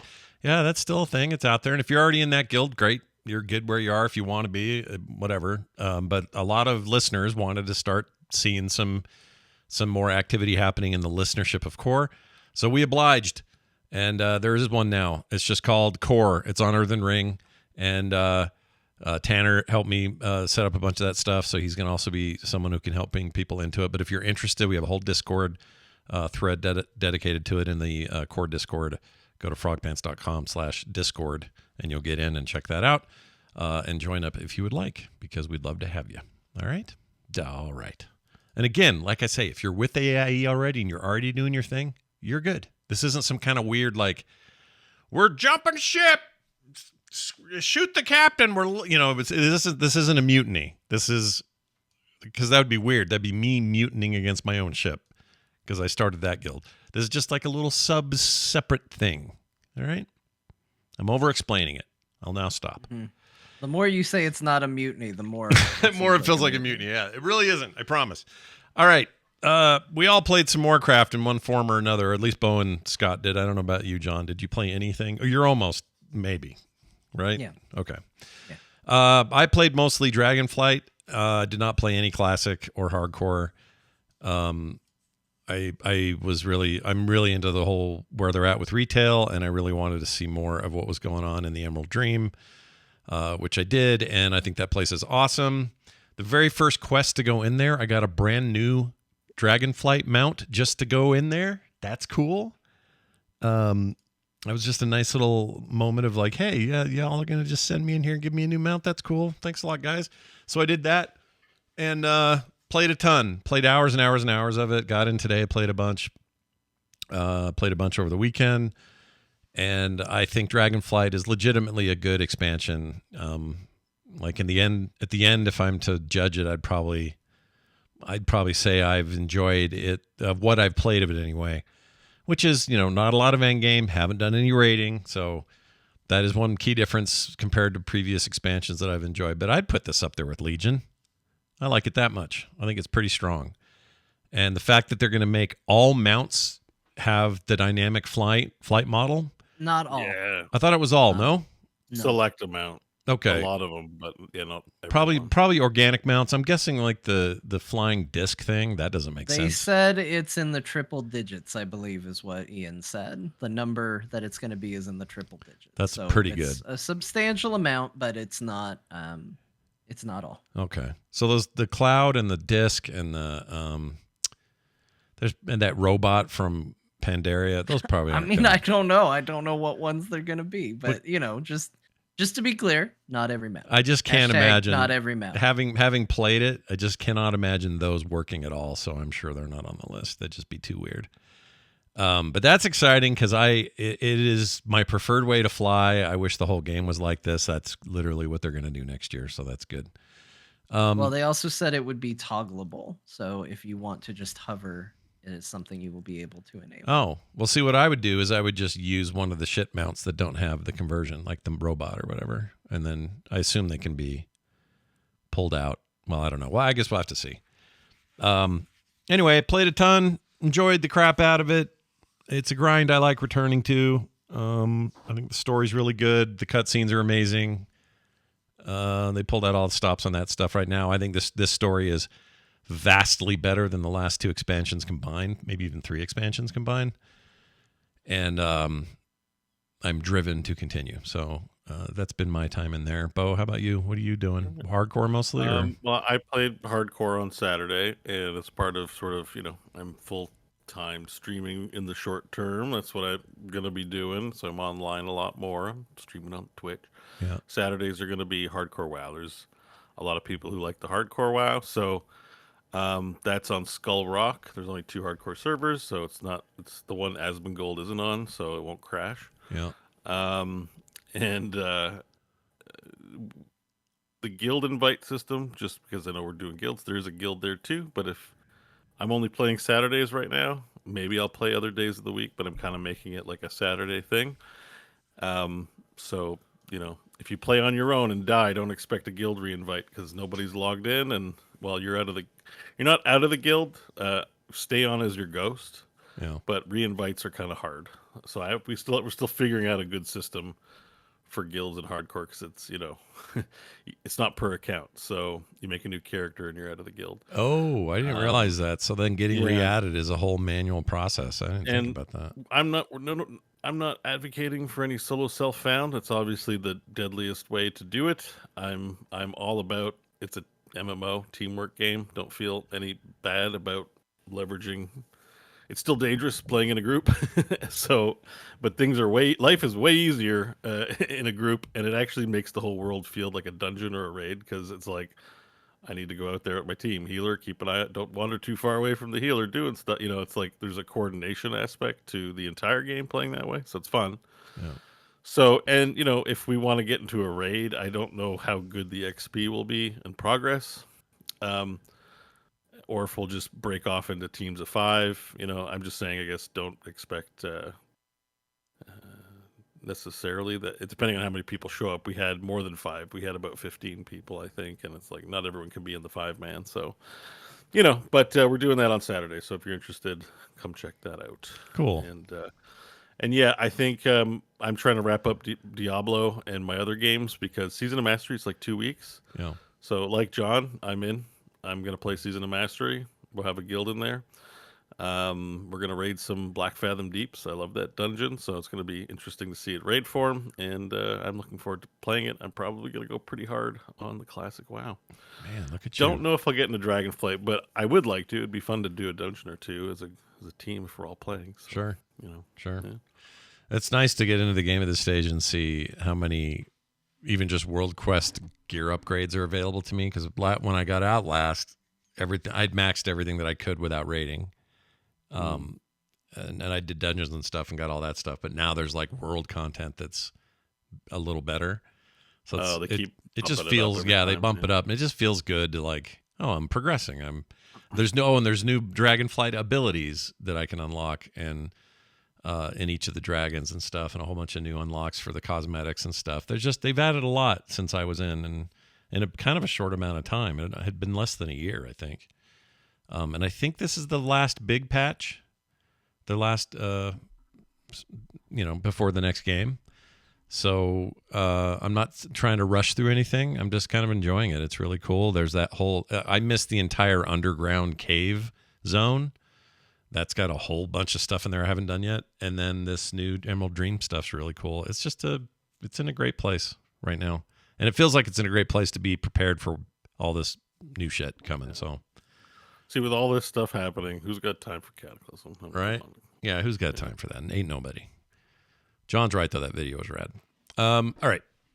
All of us played Diablo 4 a little bit. I got to tell you guys real quick, I ended up buying the Steam version of Diablo 4. And you might say, Scott, what are you doing? You already owned it on Battle.net. Why would you buy it again? Well, the answer is easy. I didn't buy it the first time. It was gifted to me. So I felt like I was probably due. And I really wanted to play it natively on my SteamDeck. More news on that later. But I wanted to play it without a bunch of hoops to jump through and just have it natively. And so I did. And it was simple. Using my the cross save stuff that I already had was no problem. So my seasonal character moved right over. And it plays amazing on there. So I spent a lot of time last night. My elbows went to sleep. You guys ever have that before? both this zone of my arm went completely asleep because I sat there with that damn Steam Deck for too long last night. It wasn't very good, not a very great idea, but I had a lot of fun. And I do think that game is just overall a smoother, better, more fun feeling experience with the changes and the tweaks and the leveling now and everything else. I think it's great. I'm doing an ice build sorcerer, and that's just fun to freeze shit and shatter it. So that's what I'm doing there. Nice. Playing the end game at this point? Or? Not yet, really. I mean, I think he's maybe level 25. So I'm still early. I didn't start right when the season hit, so I'm still wafting in the Blizzard effect of BlizzCon, and that's what got me to get back in and just enjoy the game and to spend another $68 on it. They did put something in the store that pissed everybody off. There's a mount that's $64. Did you guys see that? I missed that. It just looks like a normal ass horse. It's the most boring looking dumb horse. Let's see if I can find it.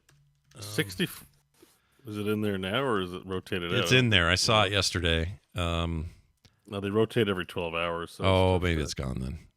Let's see. I'll log in and have a look. I'm trying to find the news on this so I can tell you for real. Oh, here it is. Diablo players angry that there is a $65 horse armor bundle. 7,800 of the whatever the fake currency is. I forget what they call it. It's called Father's Judgment is the name of it, and it's $64. I think I've seen that. Yeah, that's what you get when you use your dad's credit card to buy the horse. You want to incur some Father's Judgment? I got a great idea for you. Go buy this stupid horse. Yeah, it's people weren't excited about that because that's expensive. Hang on, that's just like it's almost predatory expensive. It's not predatory because I'm just not going to do it. I mean, it's a shame. Like the one thing I say every time I look at things in the store, I'm like, too bad these aren't obtainable in game. They'd be great rewards to go after, but Sorry, it's called Father's. Yeah, There's a whole series of armors of. Yeah, it's a bundle, but it's just too expensive. I'm not spending $64 on in-game cosmetics ever. In any game, I don't care what Blizzard is Oh, vastly here it is. overpriced. It's Diablo Wow, store. $87.59. Yeah, that's Canadian. It's bad. It's too much, John. You're right. They've overpriced it, and they should not. Wait a second. You get 7,800 platinum and the horse. No, that's what it costs. Oh, I see. Right. You spend the $64. You're buying currency and getting a horse with the bundle. It's not It's actually not. Yeah, you get currency. People who just want the horse are probably maybe they don't need the 7,800 platinum or like what the WTF, but you're not spending that much money on a horse. It's not even that good. No, it's a boring horse. It's a lame horse. It has some wispy, again, particle effects and wisps. People are suckers for those. I think they're still trying to figure it out. Again, I heard from a friend who got a survey that was extraordinarily weird and all about pricing in the store. I think they're trying to figure it out. I think they need to. Like, I feel like Diablo 4 could be raking in money. Maybe they are. I mean, that's the truth is I don't know. But I do know that I'm the kind of person that would throw money at Diablo 4, but they have overpriced everything for what it is. It's not even like a principal thing. Like, if I like a game, I have no problem like investing into it. I've spent way more than just my sub fee on World of Warcraft. But it is a case of like every time I've ever seen anything on the Diablo store that I've been even remotely interested in, it is about 60% more money than I would be willing to pay for the thing. Yeah. So like Battle Pass is pretty they got to awesome, figure though. it out. Yeah, the Battle Pass is all right, I think, but the other stuff But in there. I still consider like that's the other thing is when I say that like they're not putting enough cosmetics in the game without a paywall in front of it, I would count anything that's in the Battle Pass as behind a paywall too. Until the day where you can earn enough currency in the Battle Pass to pay for the next Battle Pass, I consider it a paywall. So is that what Fortnite does? Fortnite does something like that, right? Yeah. As long as you don't spend those V-Bucks on other things, if you save what you earn from the Battle Pass, you can buy the next one.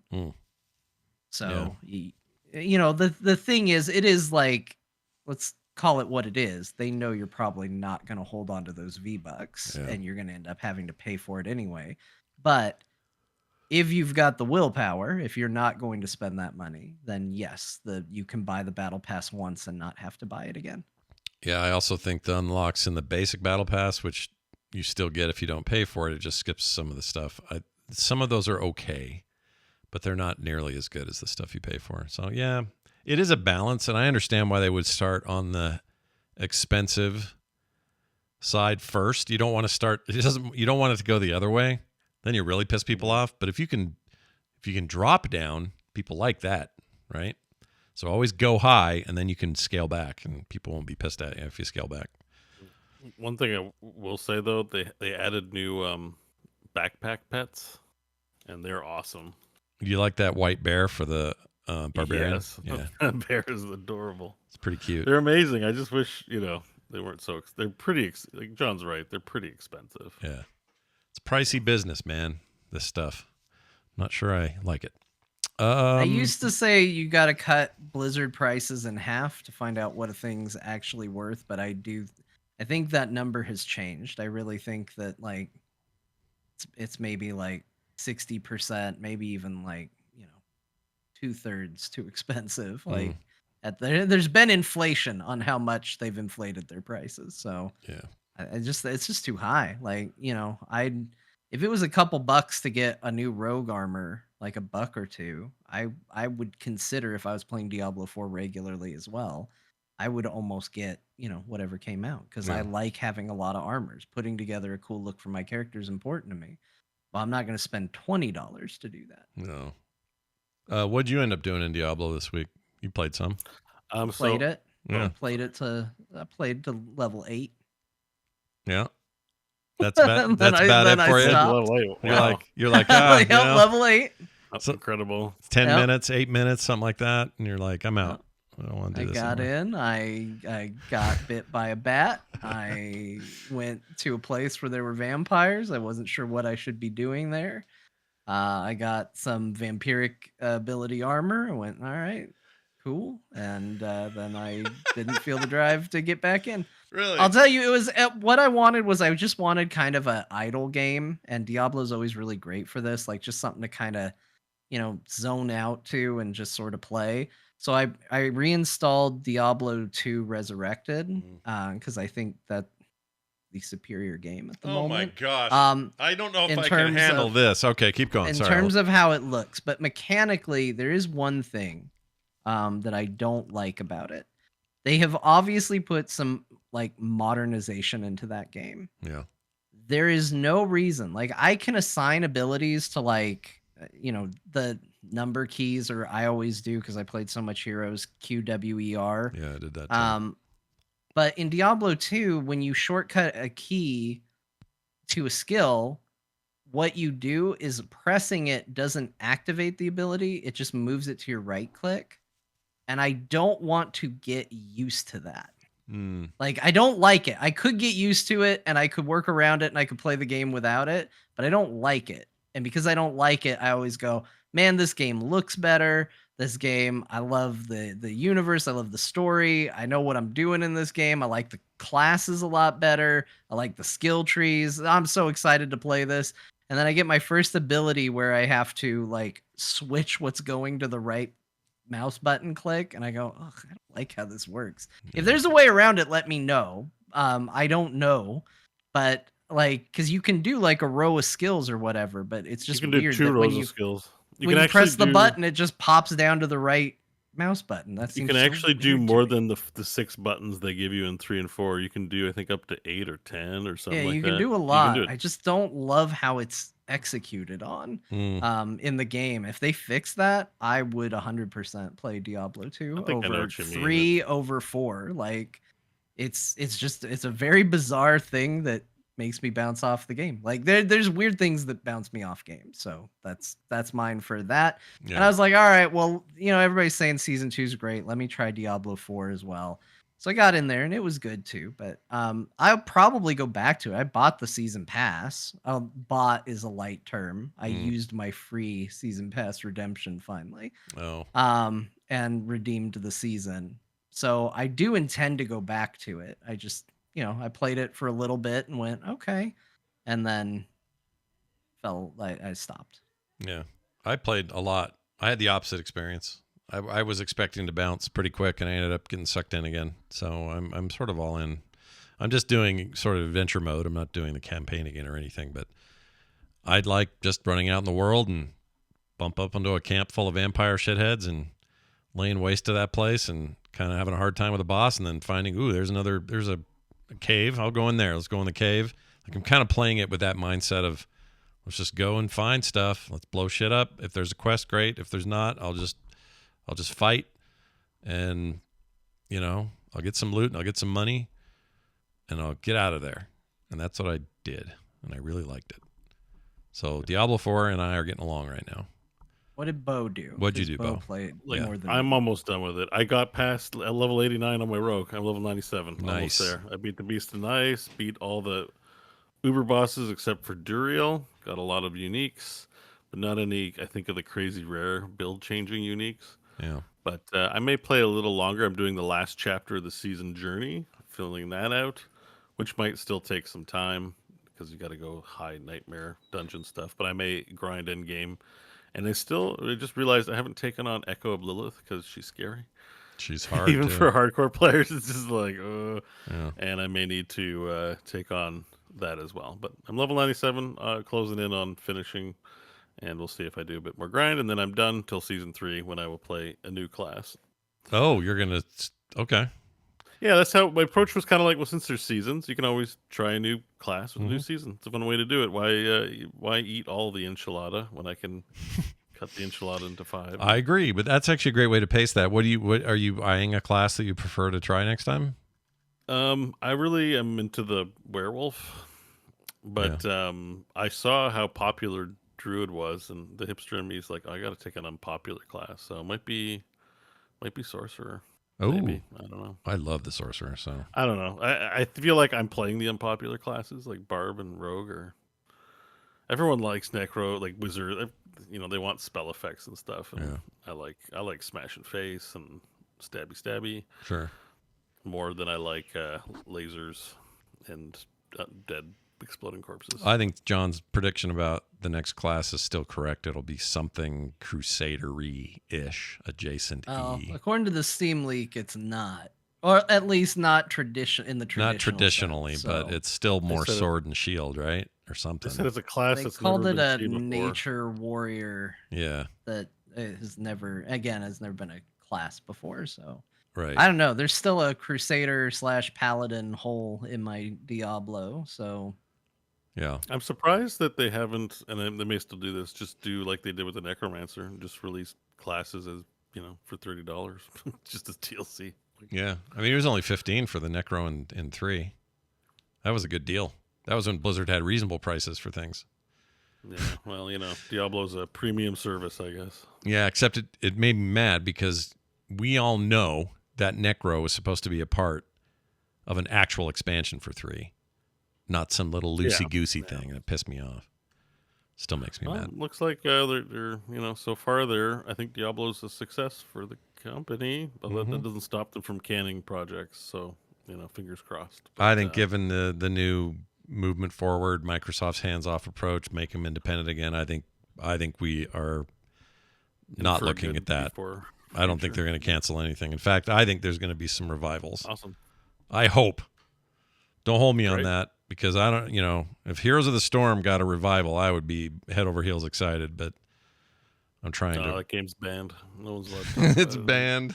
But StarCraft, we could see some StarCraft, or who knows. Yeah. But yes, hopefully we'll see what happens. Next BlizzCon might be a real exciting one.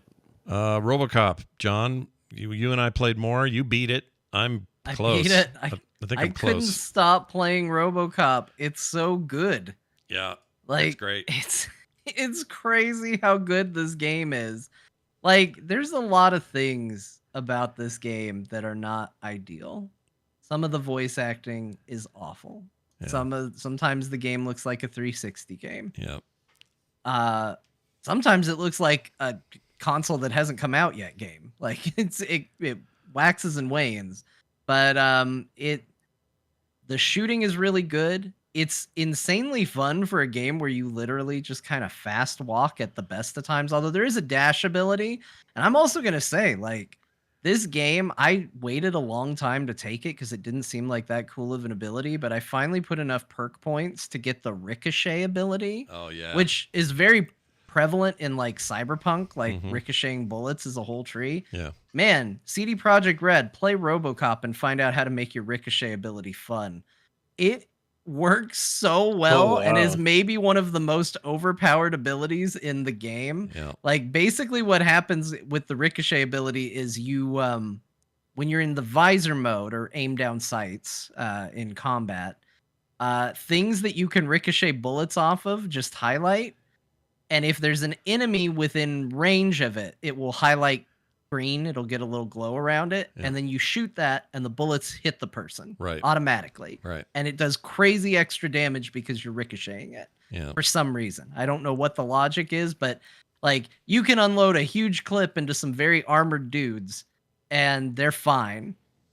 But if you ricochet bullets into them, they can't handle that. That's too much for them. They're not ready. It also just tears up environments like walls and paper and machines and whatever's in the room you're with. The ricochets tear through things. So there's a lot of, like,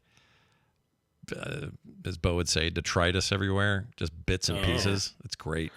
I think it's so like an good. 80s movie cool. Like, it's more powerful not because of logic, but because of movie logic. Yeah. Oh yeah, they put me in a fight where, like, there was like a model balsa wood home between me and all the enemies, and I feel like they did it just so they could show, like, a building blow up. Like, they just unloaded things with machine guns, and, like, it's like, yeah, take cover, but all the cover explodes the second it gets shot because it'll look cooler.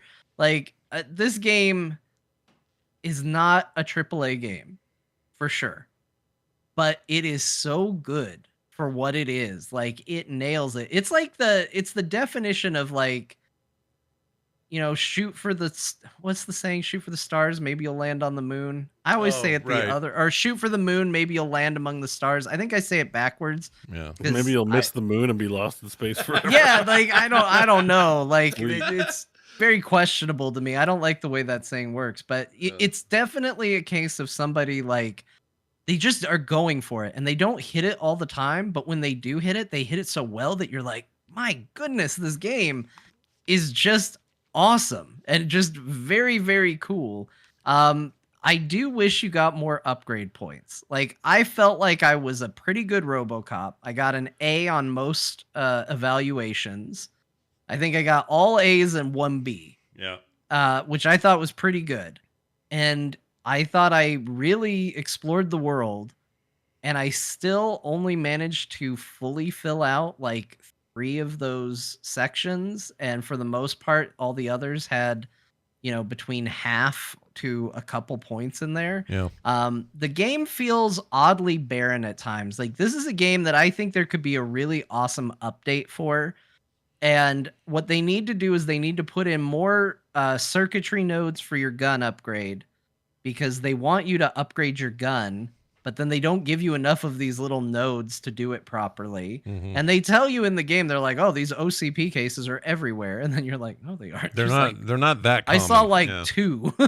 Like they're not everywhere. There's 1 in this stage, or there's 2 in this stage. Like Yeah. it's not a lot. Yeah. And they want you to merge them to make them more powerful, but then you quickly realize, oh, I'm not bringing in enough of these to justify merging them, because I need certain shapes so I don't accidentally nerf my gun, which shout out to you, Scott. I saw your first gun upgrade where you made your gun almost unusably bad for a couple minutes. I didn't understand the system. It was really vague at first. And then once I figured it out, now I totally get it. But at the time, I was like, wait a minute. So am I supposed to make a whole, it's like a pipe mini game, kind of. Yeah. And I'm like, well, I'll connect all these connected pieces in here. And oh, wow, look, I can fill the whole thing out with what I have. I'm not even paying attention to what it's doing to my stats. And somebody in the chat is like, I think you nerfed yourself to shit. And I went and looked, and it was like your gun 20%. was doing like 70% less damage, Yeah. and it was just insane. It was It was embarrassing. crazy how bad your gun became. Yeah, it was bad. But yeah, I mean, like, I think the gun upgrades are really cool. Like the circuit boards are really neat because they do make you like really think about how you play. Like I got one that seemed extremely overpowered, it felt like, but you had to take a 50% nerf on all your stats to get all the cool perks of it. So Mhm. it's like, okay, my gun is going to be 50% less good overall, but in place of it, I don't have to reload. The gun's fully automatic. There's more gore when I shoot things, and I have piercing. Yeah. What's the trade-off of that? Like Right. it's really surprisingly deep. It just feels like there should have been more of that in the game. And there's a lot of times where I was just exploring. Early in the game, exploring rewards you very heavily. And then late in the game, it feels like every time I went to check something out, there was nothing there. Yeah. And it feels like it just needs another pass where they throw more stuff in the game. Especially because I don't think you level up nearly enough. And there's no new game plus, as far as I can tell. So it's not even like they are encouraging multiple run throughs of the game so that you can see all of that. It's like one and done.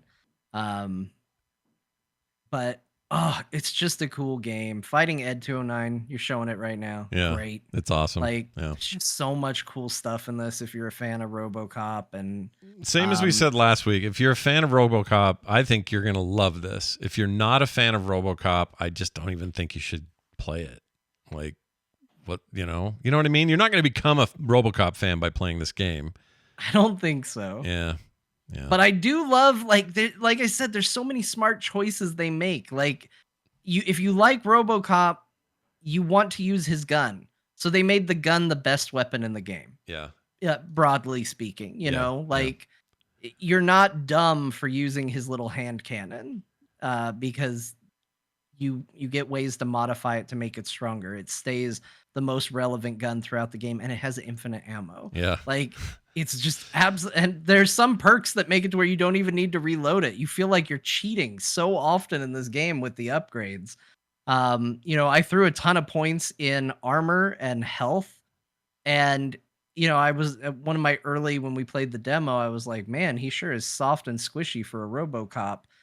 Not by the end of the game, man. Once I did that, and bullets were bouncing off of me and killing people, and my health automatically regen to 75 on its own without any packs and all of that. Like, man, I was a tank. It felt great. Yeah. It felt great to be a RoboCop. Those I agree that the upgrades are few and far between, but they are good when you get them. Yeah. And you can make yourself a pretty good badass. The game's really good. I don't think I'm that far from I probably push through another couple of hours and I probably have it, but it's really good. I will say this though, I was so happy that Peter Weller was going to do the voice that there have been a couple of times where I can just tell that dude is phoning this shit in. Like he'll walk up to someone and go, "I'm on pursuit of a bad guy." He'll do it kind of on this weird cadence like that. And I'm like, Peter Weller, are you bored? Are they not paying you enough? What's going on? I think that some of that might be him. I think he might have, not that he's a bad actor. I've seen him in things. He's great. But I watched what's Frank Miller's Batman? They did the animated version. He does the voice of Batman in it. Yeah, right. And he does that voice in that for Batman. Yeah. He's like, "This is the weapon of the enemy." Yeah. That's just like literally how he talks. That's it. And it's so I think that might be him, but yeah, there's a part where he says an iconic line, and it's like, people have to have asked you to say this line more times than you're comfortable with. How did you not deliver it correctly? Yeah. Because he's like everybody can quote the RoboCop, "Dead or alive, you're coming with me." Yeah. Like it lives in our head. And then he says it in the game and he goes, "Dead or alive, you're coming with me." And I was like, what was that? You're the guy who made that line iconic. How'd you get it wrong? Like it's a nerdy, dumb thing to get upset about, but you're not wrong. I think like there is a disconnect because it's been so long with that character, but like in theory, this is right. Same time frame, basically. Yeah, between 2 and 3. Yeah. Yeah. And two, it's funny you brought up Frank Miller's the Dark Knight. Frank Miller wrote RoboCop 2 and cameoed in it. So we have him to thank for Nuke, by the way. So he wrote it, but then my understanding is he wrote 2 and 3, and the studio basically threw out most of what he did in both cases. Oh, I didn't know that. Yeah. That's a bummer. He has a pretty famous quote of, basically comparing being the writer of a movie to being a fire hydrant that dogs piss on. Is what he said about it. He said, you got to be the director, not the writer, because the writer is just the fire hydrant. And there's a line of dogs waiting. Yeah. Like that's kind of how he feels about it. And I think they put out comic books that tell his story of RoboCop 2 and 3. For anybody that's interested in how all that went down. Interesting. In his head. I would be interested in hearing about that. I don't know why I'm so fascinated with all things RoboCop. That first movie just nailed an aesthetic and a vibe and a violence and I don't know what all. Just somehow just did this thing that just has stayed with me like my entire adult life. Yeah. RoboCop's awesome. This game's a little more cool. than an action movie. It's a satire. Yeah, it's a bunch of stuff. It just worked. But it works to like fly over people's head as like, it's an action movie from the 80s. Yeah. So it's just an action movie. Yeah, it's a good way. And then because it flew over people's head, it also blessed us with Starship Troopers. So that's right. Never forget that because Americans were too dumb to figure out RoboCop, we got Starship Troopers for that. Yep. And what a glorious gift those two movies were. Yeah, another Verhoeven masterpiece by my estimation. All right. I played Ooblets. You guys know what Ooblets is? You ever heard of this? Does this sound familiar? About Ooblets, or somebody in my life has. Yeah. I think my sister might have mentioned it. Is that possible? Oh, it's big with sisters. Tell us about buy Ooblets if you have a sister. Yeah, if you got a sister. Today. So my daughters, who are sisters of each other, they were obsessed with this game. I think they played it on the Switch originally, and it's on Steam's where I got it. And it is a delightful take, a very different take too, on the Stardew Valley thing, what it does differently, it's hard to explain. It's goofy as shit. The language of it is almost like someone's stoned making this. The characterizations are kind of Adventure Timey, sort of. Oh yeah, I can see that. Yeah, they look very Adventure Time. Something about it, flat animated 3D stuff. It's just kind of hard to explain, but the way they do it, I just always get that vibe of that cartoon. And it's also got a bunch of kind of Pokemon stuff in it, except the Pokemon style battles. The Ooblets are these creatures that you obtain and can grow in your garden. So you can hatch these things, and then they follow you around, and then you can fight with them. And the battling is a card battler, and the card battler is a dance off between your Ooblet and the opposing one, or a team of Ooblets versus a team of other Ooblets, and you're trying to get to the maximum points faster than the other person. The early games, I think, are 20 points, but the bigger the teams, you might be up to 50 points or something.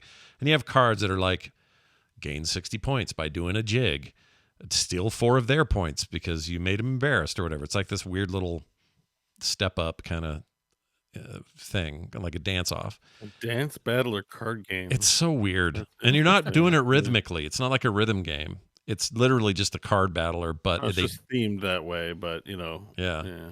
It's very odd, but it has, and everything's called something not real. So instead of just something being called a mushroom that you pick off the ground, it's like a shroombulet or, some weird name.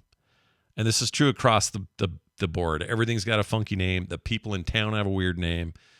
It's a fever dream drug fueled weird kind of thing, but delightful and light and fun and kind of sweet. No bad trips. No bad trip. All good trips in here. And there's a lot to explore. There's a lot to pick up and use and sell. You can fish. And I love the fishing game because the fishing mini game does not require any like fishing timing things. You literally just go up, fish, and pull out with something. You don't do anything fancy with fishing. And it's kind of a relief because I'm sick of fishing mini games. Yeah.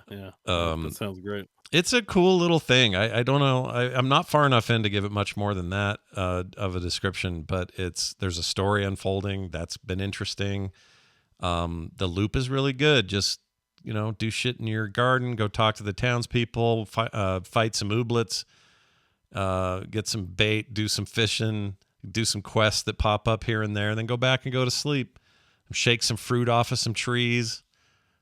Like, it's one of those, but it's done in this very, very kind of out there style, tonally as well as visually. And I really am having a good time with it so far. So not super deep. I think it's on sale right now, which is why it got my attention. And I would recommend this to anybody who likes these sorts of things. Even if you just were like a light Animal Crossing player, there's a lot here that you'll like. And it just doesn't demand too much from you either. It just feels like a game that's like respects your time and, wants you to get in and have fun when you want and when you can. Great on SteamDeck, I'll say. Is another place I played it. And it is available on Steam and actually it's on everything, I believe. All the consoles, all the stuff. So check it out. Ooblets, Ooblets. John. Nice. Final Fantasy XIV. You played the Fall Guys crossover. I have to know how this went. It's worth mentioning. This was both in some ways better than I expected, and then also maybe showed that Final Fantasy XIV should maybe not work as great as it could on a competitive racing type. The methodology might work for raiding, but in a competitive race with other players, this methodology can get a little funky sometimes.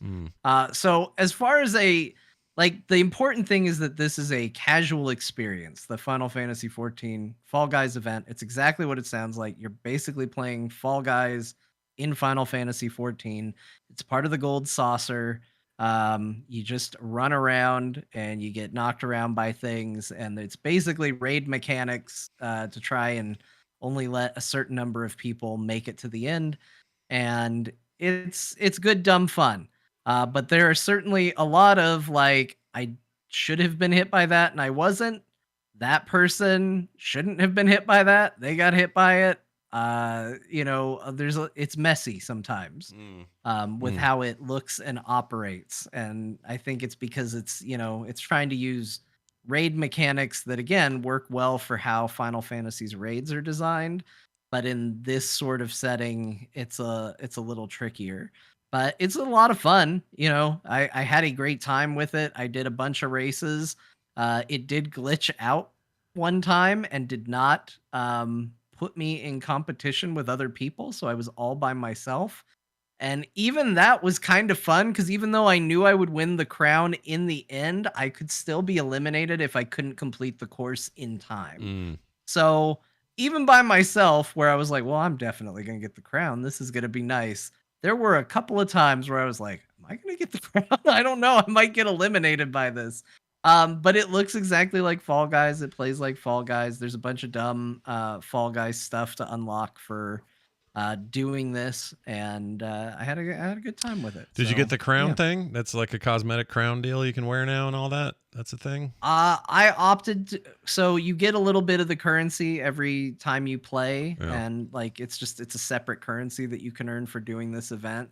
I opted to buy the shirt first before the crown, but I could buy the crown if I wanted to. But I liked the style of the shirt. I think next would be the crown. Oh, I also bought the mount. There was a mount that you could get from it. So, there's just a bunch of fun, arbitrary things that you can spend the money on, and you can also earn some of your gold saucer currency if you like going to that place, which is actually really nice for me because I am on the edge, being able to buy my 2 million Manderville gold saucer coin like giant cactus mount that I want to get very badly. Oh, you should get that. Yeah.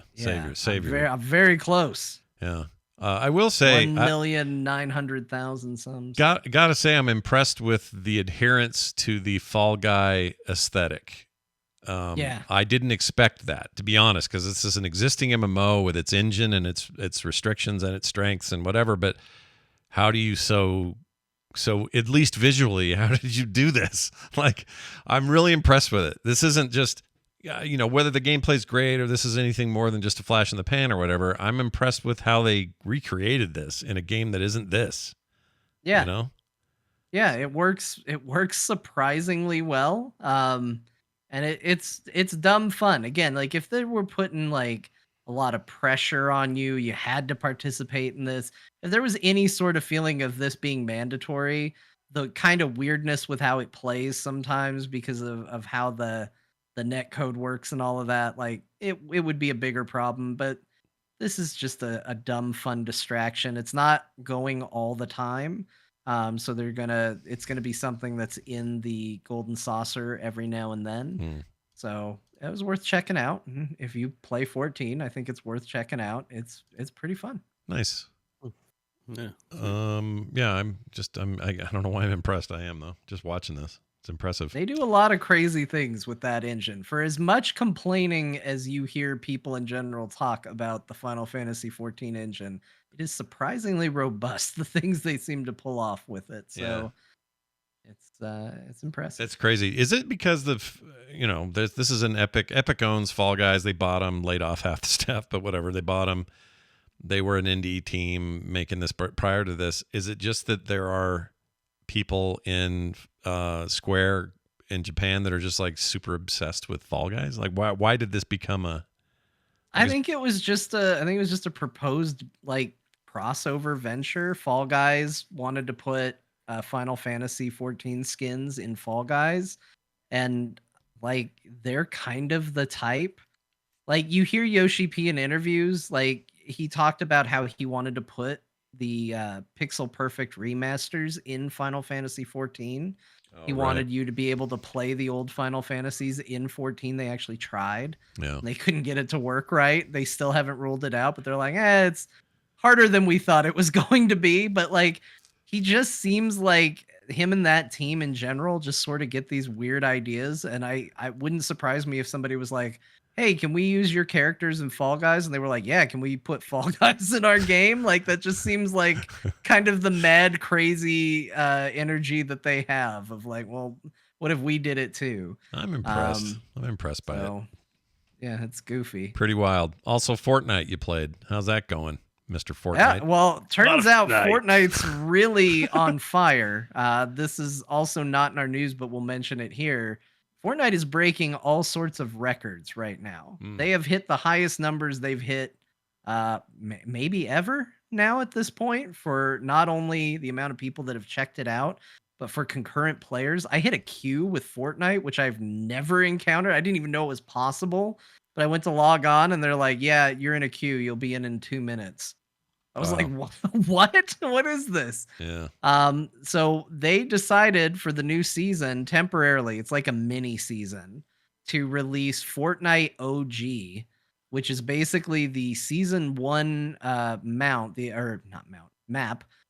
original map of the game. It does have some updates to it, so I think it's like chapter 5 is what it's technically built on, but it's all the old locations. It's the original map. It's a lot of the original items. And it has gotten people very excited to come back and check it out. I am going to say they really did go all out. Now, you can still do like no build mode, which you couldn't back in the day, but like their adherence to this mode is pretty surprising. Like they even limited what's in the store. Oh, wow. Like, so back in the early days of Fortnite, you checked every day because there were like 4 or 5 items in the store that got cycled through, and that was it. Now you go there and it's page after page after page of store items. They cut the store. Like there's only a couple items every day now for it. So this is classic WoW, but Fortnite. Yeah, and they didn't, they didn't up the graphics at all. Like it looks how it did. I think this is really cool. I had fun, and not just because I got a victory royale on my second match and my third match. Wow. That's a good reason though. Jeez. Yeah, but it felt good. So impressed. I'm having a good time with it, and I'm not like all the way back in with Fortnite, but my family did use this season as an excuse to kind of get back into. And you know, it's a great game to play with the whole family, so there might be a little bit more. You use them as you use them to get your chicken dinners. To a degree, yeah. Like, go check out that building there. Oh, they die. Okay, there's someone in there. Like my stepson is really good. He's super aggressive. Like he is insanely aggressive. We're always having to rein him in. Like, no, stick with the group. I'm kind of the scout and the like, hey, we're going. Now it's time to go. I'm like the babysitter. My wife is kind of the good all-rounder. Like she's gotten extremely good at the game. So she's good in fights, but she plans. She brings defensive items. She brings health packs and shield potions. So she's there. And my stepdaughter kind of fills that same role where she's not as into it, so she does a lot more like standing out there and letting people shoot at her, and we descend and help. So she's got kind of a tanking support role she's too. Your decoy. Yeah, she's kind of the team tank. So all of this together, we are actually a pretty formidable team. We win a lot when we play together, except I am still playing with children, and I made the mistake of landing at the golf course, and then we had 2 chuckleheads following us in golf carts, ramming into everything for the next 10 minutes of the match. So, you know, sometimes we're a very effective team, and sometimes we're a very distracted team. Yeah, it's kids after all. 44.7 million players when they launched it. That's crazy. Yeah, it's insane. That's insane numbers. Oh my gosh. Wow. And you had a queue. Who would have thunk? Well, all right, Epic, quit complaining and hire all those Fall Guys back because you get they fired so many people, and they were like, "Well, Fortnite's not performing like it used to." Well, it's like now it's performing like it never has. Waited a couple weeks. Yeah, now it's performing like it never has ever. So what the hell? Also, this is such a lesson, and people are suckers for. Like classic WoW, remember what's his name, J. Allen Brack getting up and going, you don't want it. You think you do, but you don't, right? That whole thing, and everybody was like, whatever, dude, we totally want it. Well, it turns out he was dead wrong. People like old shit, even if it's for a bunch of teenagers. Old for them is 5 years ago. but that's enough, right? Like the people want to go back and feel what they felt and have the old thing again. There's a little more to it than that. What if these games exist as services and they get updated and quote improved, but what if you didn't improve it, but you're so big you don't fail? So you read it as it's a false positive, right? Yeah. I mean, that's a good point. what a lot of people have been saying about since Wrath. It's a false positive. You're so big, people are just going to play Warcraft because they want to play their Warcraft. Yeah. But maybe there's a significant portion of people that wanted things in a different direction, and when like the fan base is kind of telling you that, it's like that's a pride. It's a hit on your pride or your ego, or should people lose jobs because of this? And I do think with Fortnite, like a lot of the decisions are good. Like I do think that they've made improvements. I think this thing's success only exists because it did continue and evolve. Like it's not a case of if it had just been this, it would have been this popular forever, right? No. Like it's this popular because it evolved into something else and then stepped back. I don't think that if they said, well, clearly this is the most popular, so we're going to scrap all our plans for the next season, we're going to just keep Classic forever, those numbers would drop off very quickly. Like I think that you can't have one without the other. With this, I'd have to think more on WoW, but for Fortnite, you start from the baseline and go in a different direction. Yeah, and I think that's what would be smart for them to do, although I don't think that's what they're going to do. I think they're using this as a stopgap while they work on the next season, because by most accounts, the last season in Fortnite was not very good. I know I tried to play a little bit of it, and I did not like it at all. So there are some really cool ideas that they've come up with. There's some cool things that they've done, but getting to step back to a more simplistic time is good, and I would love to see them learn lessons from it. Like healing items and shield items are rare in old school Fortnite. Like whereas they are insanely plentiful. There's lots of ways to get your health and shield back in the modern game. And I think it's been fun to see people try to adjust their strategies around that. So it's been a fun experiment at the very least. Yeah, that's interesting. Well, good. More Fortnite fun for you. Yep. More Powerwash Simulator too. That's good. Yeah, Nice and relaxing. I'll just say Midgar's clean. I finished all the Midgar and then I uninstalled Powerwash Simulator. I cleaned up Final Fantasy and now I'm done. Did it put you in the mood to go play Final Fantasy or anything? Like it have? Nope. Okay. It didn't. There was nothing. It didn't serve either purpose. It didn't make me want to play Final Fantasy, and it didn't make me want to play more Powerwash Simulator. I just was like in there. I was like, yeah. Look at that. I cleaned Cloud's sword finally after years of dreaming about it. I made it happen, and so then I did it, and then I was like, great, done, finished it. Yeah, that's great. That's awesome. That game's great. And you'll, if you ever need a time where you're like, I just need to do something that's stupid and repetitive and take my mind off stuff. Great game for that. It is. Great for that. That's exactly what I needed it for. That's exactly what it did. And its job is done. Into the uninstalled column it goes until it is needed again. Let's do a quick Frog Wrestling update. What's going on? I saw a pretty cool video from the Jorts guy. That was pretty good. Yeah, we had our champion on the last Pawn News update talking about it. Scott, it's bad times for you. Yeah. I'm going to be honest. Last night, we had some of the best matches I've ever seen. And probably most shocking of all, the champion fell in a one-on-one match. Damn.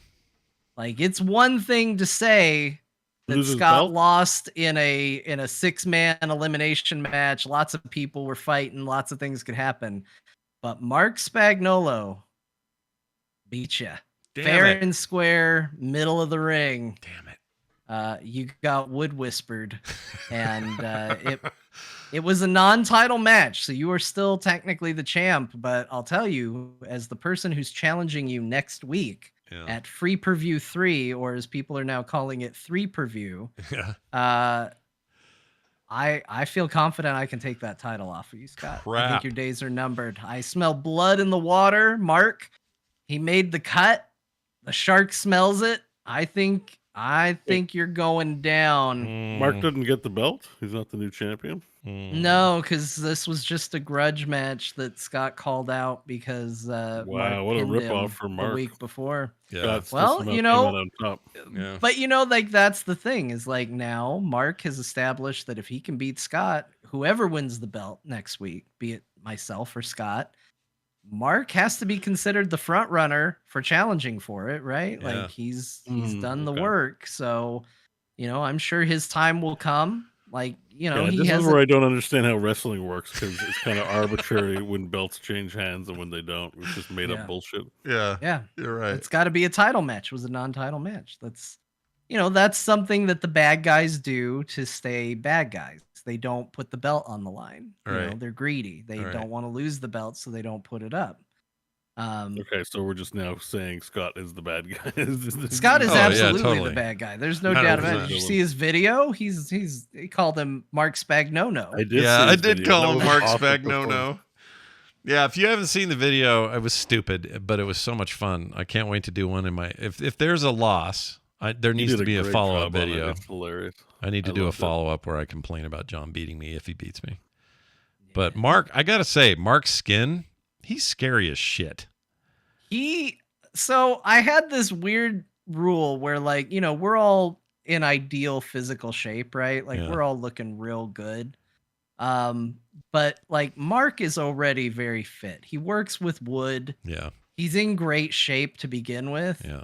And I was like, well, he's in good shape. Like he doesn't how do you buff something that's already in pretty good condition? And the answer is you go crazy buff. So I made Mark like he's the idea was instead of a wood whisperer, he's a lumberjack. Yeah. So I was like, let's make him the most ripped dude imaginable. And Mark is an intimidating beast. Yeah. Like He really is. The look is really good. And I just want to confirm this. You still have not played a minute of this video game, correct? You've no, only I've put on played- AI. I've played 0 time. I I haven't played a love that. single match. I don't Let me know see what why. my play time. Yeah, Let's what see, is let's the- do what is the play game- time check-in? Yeah. You think if you played a little bit, you'd understand the mechanics when you're setting up the AIs and stuff, or no? 218 hours. That's a lot. Yeah. And you haven't played it, though. I haven't You've- played any of it. you've- I've got 2 achievements in the game, and they're all based on create a wrestler. And Beau makes a good point. I mean, if you did play it, maybe that would inform how you'd work with AI or strength bars and all that crap, where you can tweak things. But probably not that much, right? I did tweak your numbers a little bit, which I think is why you lost. So you're still at a power level of 99. So the game takes like all your data. The game takes all your data and gives you a power level. And you were at a 99 and you're still at a 99. So I didn't move any numbers significant enough to lower your power level overall. And it is pretty finicky. Like it doesn't take much to drop it down. But I got into your numbers because I'm kind of sick of you having bad matches. Like that's the problem is like the champion should be in the main event, right? Yeah, Because it's yeah. the big belt. Yeah. But I always feel bad putting you in the main event because you come out and you just beat everybody in 2 seconds Yeah. and nobody likes it. So I was like, well, what's going on under the hood? And I think what's happened is because I based you on Roman Reigns, and in theory, this is a video game. I think that the game has given the AI of Roman Reigns like insane boss level stats. Like when I looked at it, he's like maxed out on strength, maxed out on stamina, maxed out on speed, maxed out on like almost any stat is at maximum as high as it can go. And I was like, well, Scott doesn't need all of that. So I gave you a buff in a couple areas that I thought made sense for your character, and I slightly nerfed some of the stuff that was maxed out. And I kept running test matches with you to basically see where's the threshold where the matches go from Scott just automatically wins quick and it's no good versus Scott does really well. Yeah. But it could go either way. And I stopped when I got to that. So you are mortal now. Yeah. And I think we've now seen the results of you becoming mortal. Yeah. Man, More this 10. sounds like it's all fake. It is. It's real to me, man. It's not fake. It's actually, it's not even predetermined. That's what they always say about wrestling. It's not fake. It's predetermined, but this is AI, so it's not even predetermined, honestly. It's just fake. Do you remember that guy? Hold on. Here he is. So you should really. No, that's not him. Here it is. It's still real to me, damn it! Remember that guy? Yeah, I do. Yeah, he really loved his wrestling. Awesome. All right. Well, there's John. Boy, Beau, you played a lot this week. Holy shit. Yeah, it's my full-time job now is playing video games. Yeah. So Where do you want to start here? The kind of commitment level that you'd expect from me. Sure. I'll go through a lot of it quick though. There isn't the only one I really want to hit on are the 2 new games. So we talked about Hardcore WoW. Yeah. For the King 2 released last week. Oh, I missed that. Shout really? out to the company. They gave me a beta access key because I applied for the influencer program, but I pre-ordered your game and gave you money, so I don't need it. I may have a code for something. John and I should fight. Whoever wins the wrestling match There you go. should get whoever the wants it more. But shout out to Curve. I think it's Curve. It's the company, but appreciate that very much. And I want to say the game is good. If you remember the first one, it's like the first one, but better. So good job. And it's 4 players now, so you can get a 4th person in there to play your game. So far, I liked what I played, had a good time, and I even died on the first level because I mismanaged my team for the King. That's how the game works. Yeah. Yeah, but no, I love it. It's a single-player board game, but also you can play with other people. It's like tactics, and it's punishingly hard. You can lose at this. Do you like the graphic change, the style change? Yeah, everything is updated good. It still has the same as the music's like awesome. Like I love the music in the first one. They've kept all the music and that stuff. I thought maybe they had veered off that path a little more than they had, but I'm pleased to report they did not.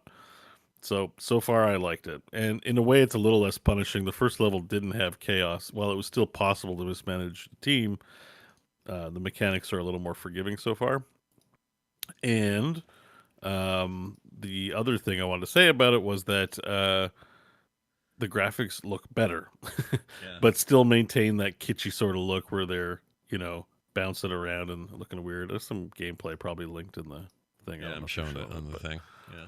But no, it's good. I recommend it if you like that kind of game. And also you earn lore store points and unlock stuff for your future games. So in a true roguelite fashion, you unlock new things to make your games better as well. I didn't know it released. I gotta grab that. I love that game. Yeah, it's one of my favorites games, and that's all I have to say. Really, it's amazing. Nice, but like the fundamentals are all the same, but there's lots of little improvements. Oh, you don't need to upgrade pipes, as far as I can tell, anymore. Oh, that's good for your God's beards to be more effective, which is great. Yeah, it was an irritating thing to have to do with your money, and you don't have to do it anymore. That's good. And the UI is just it's everything but improved. I like it so far. Really happy with it. I just have too many games to play and haven't committed too much time to it. But yeah, excited to play more. Nice. Next up is the big thing that I was really excited for as it got closer and closer, which is Like a Dragon Gaiden, the man who erased his name. This is Yakuza, depending on how you count them, Yakuza 8. Some people, I think, Like a Dragon, the RPG one, counts as Yakuza 7, even though it has a different protagonist. It's Ichiban Kasuga.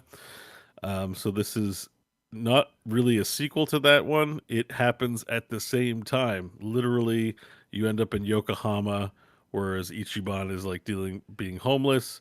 You talk to some homeless people, and they're like, yeah, there's some guy with a bullet wound in there, and it's like, yeah, Kazuma doesn't know it's Ichiban in there or anything like that. So they're kind of playing with this threaded thing. You spend most of your time in this one. So far, I'm only up to Chapter 2, but it's in Sotenbari, which, John, you'll remember from Yakuza 0, where you play as Goro Majima. So you're in Sotenbari so far there. So it's a lot of things that are recognizable. And you don't have to have played the previous ones. Good idea to watch a recap movie, although the story's like so crazy and nuts and long. So long story short, he's in hiding because people keep threatening. He has an orphanage. He likes to take care of people and protect them, and they keep threatening the kids at an orphanage. So he's in this agreement with this sort of spy agency in Japan that they faked his death. He pretends he doesn't exist, and they protect his orphanage, right? That's sort of the whole deal. Except, you know, right from the jump, they still want to send him on missions for some reason. And right from the jump, one of one of the other bodyguards on this mission where you're just supposed to be a bodyguard, he's like, "You're the Dragon of Dojima." You're like, no, I'm Joryu." They're like, "Shut up! I can totally know who you are." And like the whole plot is like pretty much every Yakuza in the Omi Alliance, which is still around, is like, "Oh yeah, you're the dragon," and as Kazuma, you're like, "I'm not the dragon." They're like, "I can see you. You're damn Kazuma." He's like, "I am not." Yeah. And you beat the shit out of people, and just you're defiant.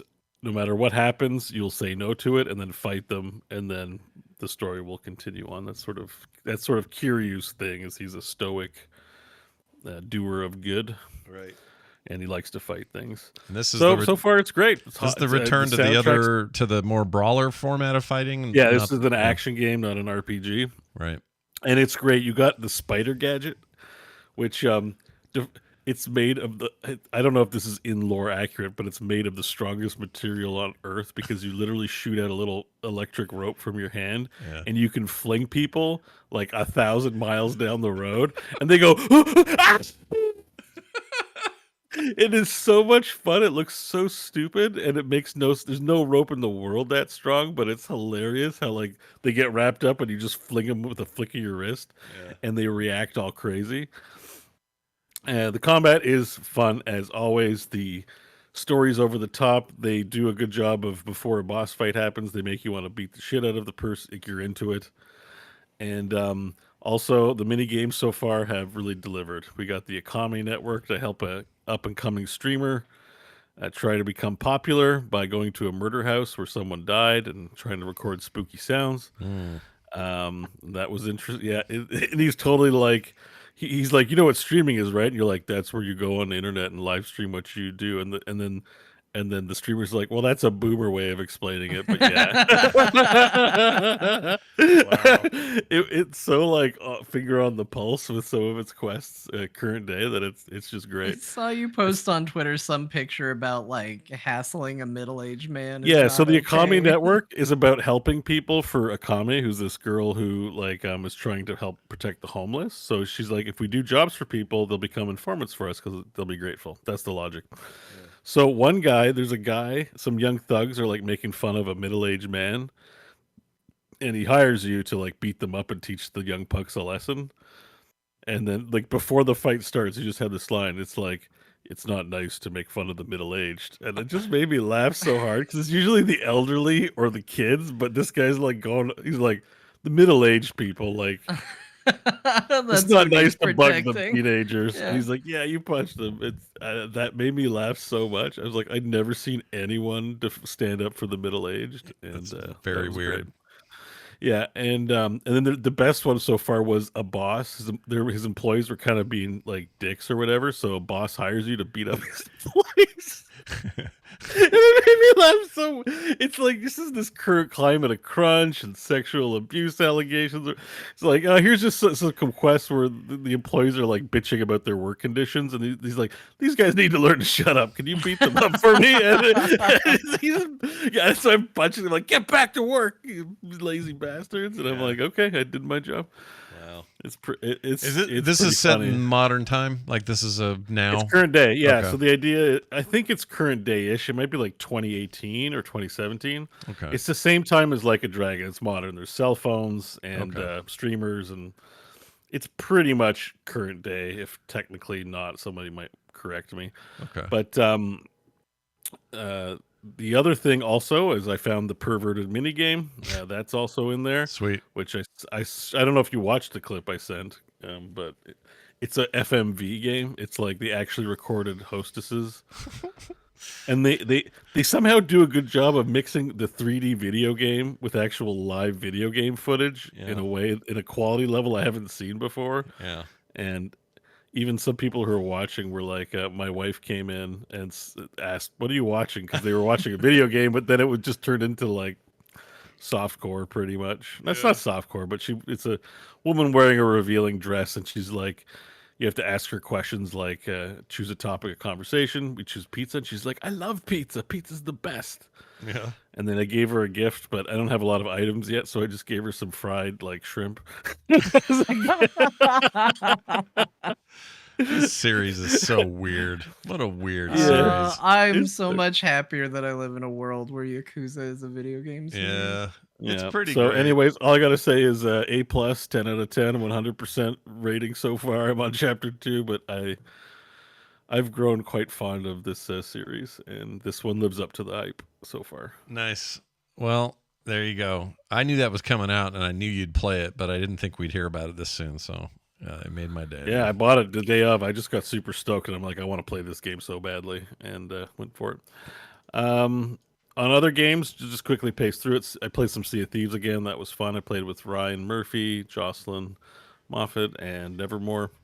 And we actually pwned some enemies, man. We took down these two, I think, or this one guy who had a boatload of treasure. Oh, you Yeah. you actually pirated. Whoa. We actually pirated, and we took a ton of treasure, and I was worried maybe they were 10 years old, and we had just, like, punked a kid out of, like, his haul, but I'm like, well, that's the game. Like, that's... Yep. Suck it, kid. Yeah. And It's then not there like was you. It's two not like you people- hacked him or something. Like, it's fair play. No, we shot cannonballs into his boat and Yeah. made it sink and stole all his shit. Yeah. And then there was some other people who were in the game that we found, and I jumped on their boat and set it on fire. Oh my gosh. There's because it's not just shooting cannonballs at other ships. You can do like guerrilla ops, Yeah. where as the ships are nearby, you jump on their ship and just try to light everything on fire and put holes in the ship and like keep until you die. Yeah. It's fun. Sapper pirate. Yeah. Yeah, exactly. And so we had a really great time with that. It was to raise money for My Extra Life, and so we had a nice charity stream, and they did well on that. And I haven't played with them in a while. It was a lot of fun. Yeah, it's great. Again, we should play Sea of Thieves. It is like the best. It is a fun experience. Joss is a mama now. Congrats to She's her again. really good at the game too. Yeah. Holy shit. Oh, she's Yeah. great at this game. She played that Yeah, she living plays shit a out of lot. it. Like I'm just like I defer to your wisdom now. Like, and yeah, She's she's got a very lot good. done. Nice. The rest is D4. We talked about it. Season of Blood. I'm level 97. I have a funny clip for you to watch though, but you have to watch it at 0.25 speed, Oh, like with sound on. with for the sound chat, I on. think. Okay. Yeah, it's, Hang on it's a the second. voice, not the actual clip, but I think. So I died to the beast in the ice, and I was going for a rematch, and I almost died again. I triggered my death evasion, and then my keyboard switched to French, my multilingual, because I'm a Canadian, so we have American keyboard and French, and that changed my scroll of escape from tilde to e accent aigu, like an E with an accent. And so I couldn't scroll of escape even though I was pressing the button. I was like, God damn it, it switched to French keyboard. It almost screwed me. Oh my gosh. I didn't know you could even do that. Yeah. But right. no, just set the playback speed to 0.25. It's the audio, not the actual clip. Yeah, I where do mean, you do maybe the in the gear. gear? Okay. What'd you say? 1.2 Like the slowest speed, playback speed, the slowest. 025x. All right, here we go.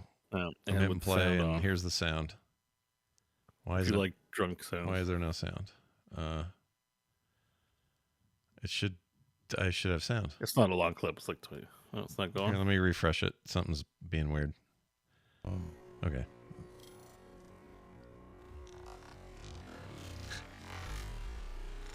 Maybe it's too slow.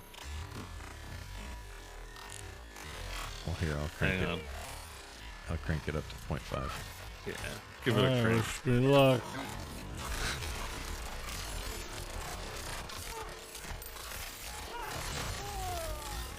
Oh shit. Get out, get out, get out. He sounds stoned. Why is scroll of escape not working? Fuck me.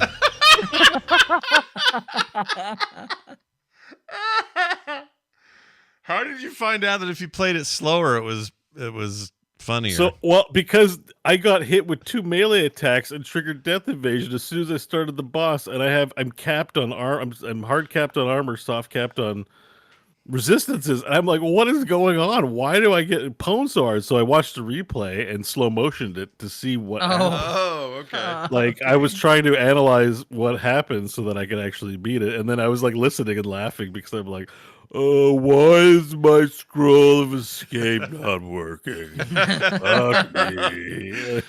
Oh, that's great. It just made me laugh a lot. I thought I'd share. That's awesome. And lastly, yeah. BG3 with the boys. The game continues. They found out what's in the iron jar. Oh, nice. Oh, In the near fight, Crofton's like, Crofton, he's a rogue, but we laugh about how bad he is at being rogue. Like, he's like, let me sneak in, and he immediately talks to the first thing by accident. Like, Crofton steers, the greatest rogue in all the land. And in this fight, he's like, he tried to, it's the near fight in the Grimforge. Oh, where you try to save the gray gnomes, whatever they call them. And he, for some reason, jumps across the lava into a place he thinks he's protected, but he also can't attack anybody. And then he gets nailed with an entangle and is rooted in the most useless place in the fight and does nothing every turn. It's like the best rogue in the universe continues his streak. Yeah. So he's like, I've got this jar. Maybe I should throw it. And we're kind of on the back foot and losing. I'm the only one that knows what's in it, and when I know something, I just say I'm abstaining from participation in the conversation. So I will just not say anything, right? Right. So he throws it, and he throws it in the middle of the fight, and it's pretty surprising. I mean, it's kind of spoilery. I don't know if you have it, Scott, but there it is. A beholder or a spectator, which is a baby beholder. Yeah. Is in the jar, before, and he proceeds to F shit up, including our party, and I'm like running away right now to go res. Yeah, he doesn't fight with you, right? That's the thing with him. No, he fights everything. He's a far-realm monster. Agent of chaos. Yeah. Excuse me. That's amazing. So well done, Crofton. Once again. Well done. Yeah. But we don't know how it's going to resolve because some of them are pretty, old men and have to go to bed at 10 and get tired. Like the game energy dips significantly after 10 o'clock, and so we saved, and we'll find out next. Sure. And by the old men, you're referring to the other two. That's what you mean, right? Not you. Yeah, 2 of the 4 players can't like hold their shit after 10 p.m. basically. That sounds like me these days. I get really well, they get tired. up early. Yeah, I laugh, but that's when I go to bed every night. Yeah, I get tired then. I feel that. Anyways, all right, that was my week. There Thanks you go. Big week in games. Except me, I played one game outside of our 3-play stuff that we did. We've Robocop. all been there. Yeah, it's strange. I usually have 100 dumb, chorecore things to talk about. But because we've done that, we can now do this. It's time for Dear Martha, and I don't know what we're doing. Oh, a Steam review for something. Don't pull up this game on stream. Well, it's called Milfy City, so I think I won't bring that up. Okay. Yeah. It's what I assume it is then. It's something about MILFs. Okay. Yeah. For those at home, that means no, I'm not gonna say what it means. You know what it means. This is a Steam game, or where? Where are we getting this? Yeah, it's a Steam game. All right, I'm trying to find it. Oh, there it is. 30% off. Wow. Now's our chance to get it. If not now, when? Oh, I'm really glad I didn't bring it up. Holy shit. Yeah, it starts with a banger. Yeah, literally. Okay. Is it the John. final edition? Yeah, final edition. Final edition of Jeez, this thing. Oh my goodness, what am I watching? All right, I'm getting out of this. Steve, what are you doing? All right, I'll hit the thing and you do your deal. Here you go. Oh, that's not loud at all. Let's fix that. Okay, now. My dearest Martha, I now present to you my review for Milfy City, the final edition. I play out of duty to finish, and not pleasure. This is my feelings toward this game. Do choices matter? Regardless of choice, I currently seem to end up doing the same thing, regardless, with slightly different wording. Apparently not, or not much, or maybe at the very end. Writing. The premise is ridiculous. The writing itself is a lot better than other badly translated novels, but I'm not really drawn in. Fun time. Repeatable scenes. Forced submissive and humiliation with a reversed dominance that isn't very satisfying. The writer leans into fantasy versus a solid understanding of female anatomy, which isn't always uncommon. MILFs are apparently required to have watermelons for chess. If you like feet, you may really enjoy a number of scenes the game has to offer. Way too many feet to start for me. There is also cheating of sorts, and the risk of getting caught fun. Gameplay. Lots of clicking around the map in a way that feels grindy. Exploration can open up new content, but it really does wear after a while.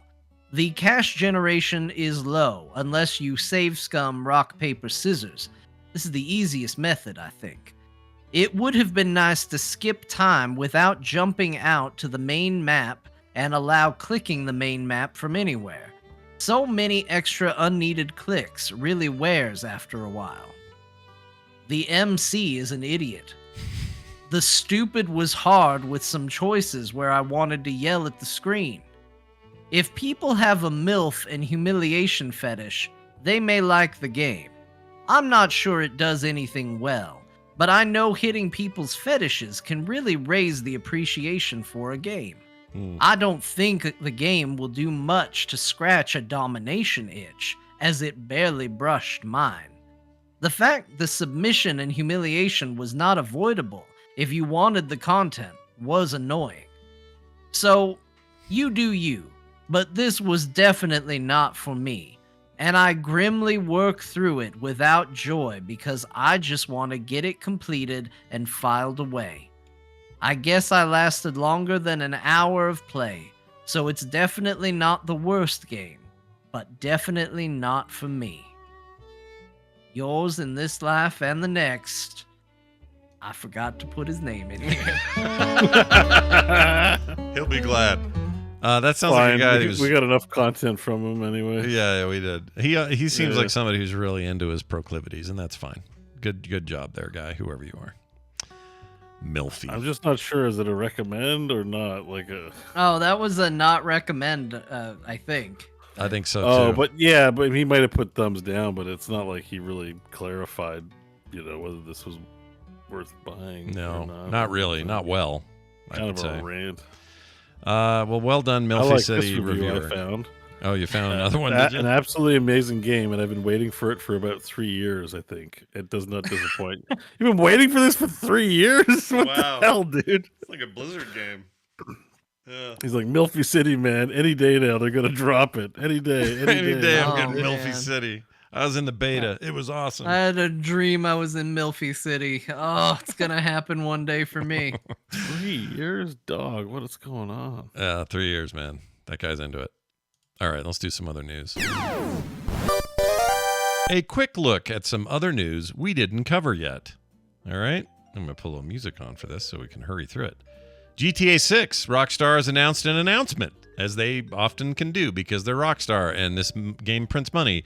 But not since 2012, 2013 have we had a new GTA game, and they're about to announce it. So next week is the theory that we'll get a trailer and everything, and that the game will be out next... I don't think it's next week. They announced it's going to be in December. Oh.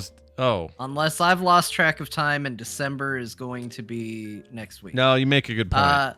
Rockstar has announced it will finally debut its highly anticipated Grand Theft Auto 6 reveal trailer in December of 2023. Okay, there it is. You're right. I had that wrong. However, the part I do have right is they say it'll be out next year. That game is closer than you think. Farther in some ways and closer in some ways. So next year you'll have GTA 6. Let's see what they do in Vice City. That's where it's set, is the rumor. And I think confirmed rumor? I don't know.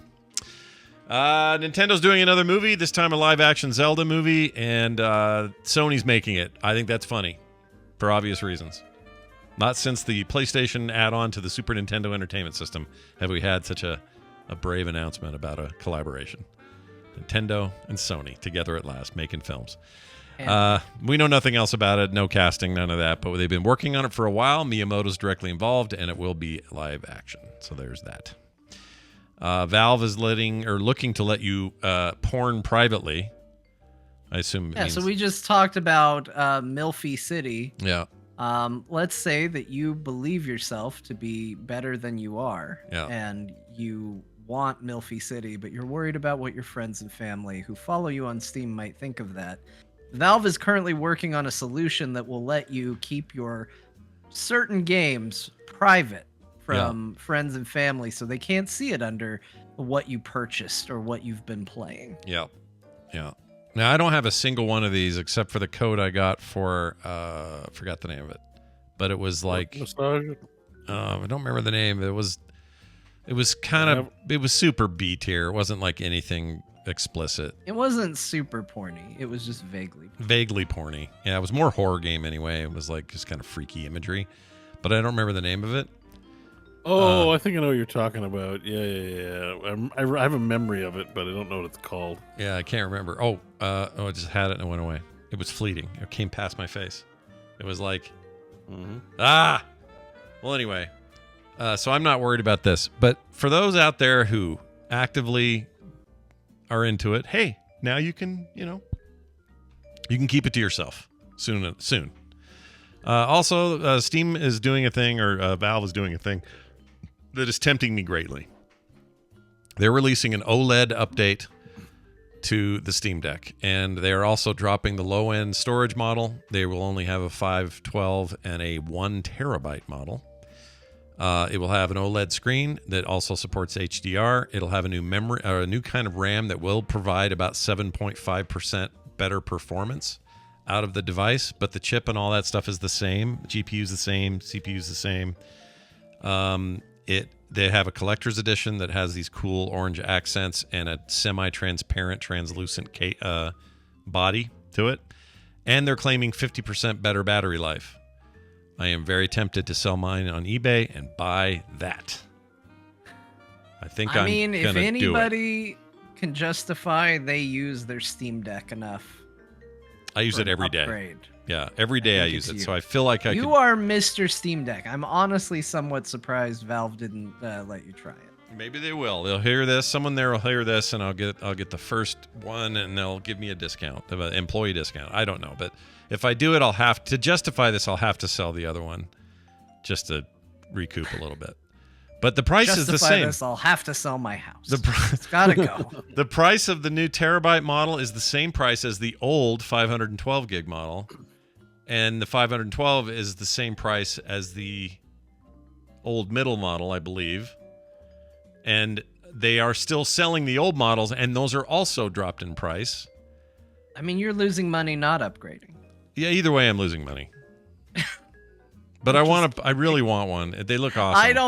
I don't blame you. Like, sometimes you hear people say, like, oh, I need this piece of tech, and you're like, come on, no, you don't. I really don't. Scott, you play the Steam Deck more than I think Gabe Newell. So I think you should, I think there's at least justification for looking into this. I do love that device a lot. So it may happen. We'll see. I'll let you know. November 16th, if people can buy them. So we'll see how it goes. Let's quickly get to this phone call. That's a good question. This is from a listener who has what we should call games that we play while we're also in meetings. All right. So we've been asking for that kind of, and now we have an answer. Nice short call. Here it is. It is dead center. Last show, you guys were talking about what you should call the games that Scott and myself included play during a meeting. It's real easy. Second screen games. Why don't we? Yeah, why not? Second screen games. That's it. Right? It's not that funny. That's the problem. Well, it's not funny, but it's functional, right? Well, I think the problem is second screen games implies it's not on your second screen, on my main screen. And right, yeah. The game is kind of taking precedence. That's the whole point. You're just barely checking in.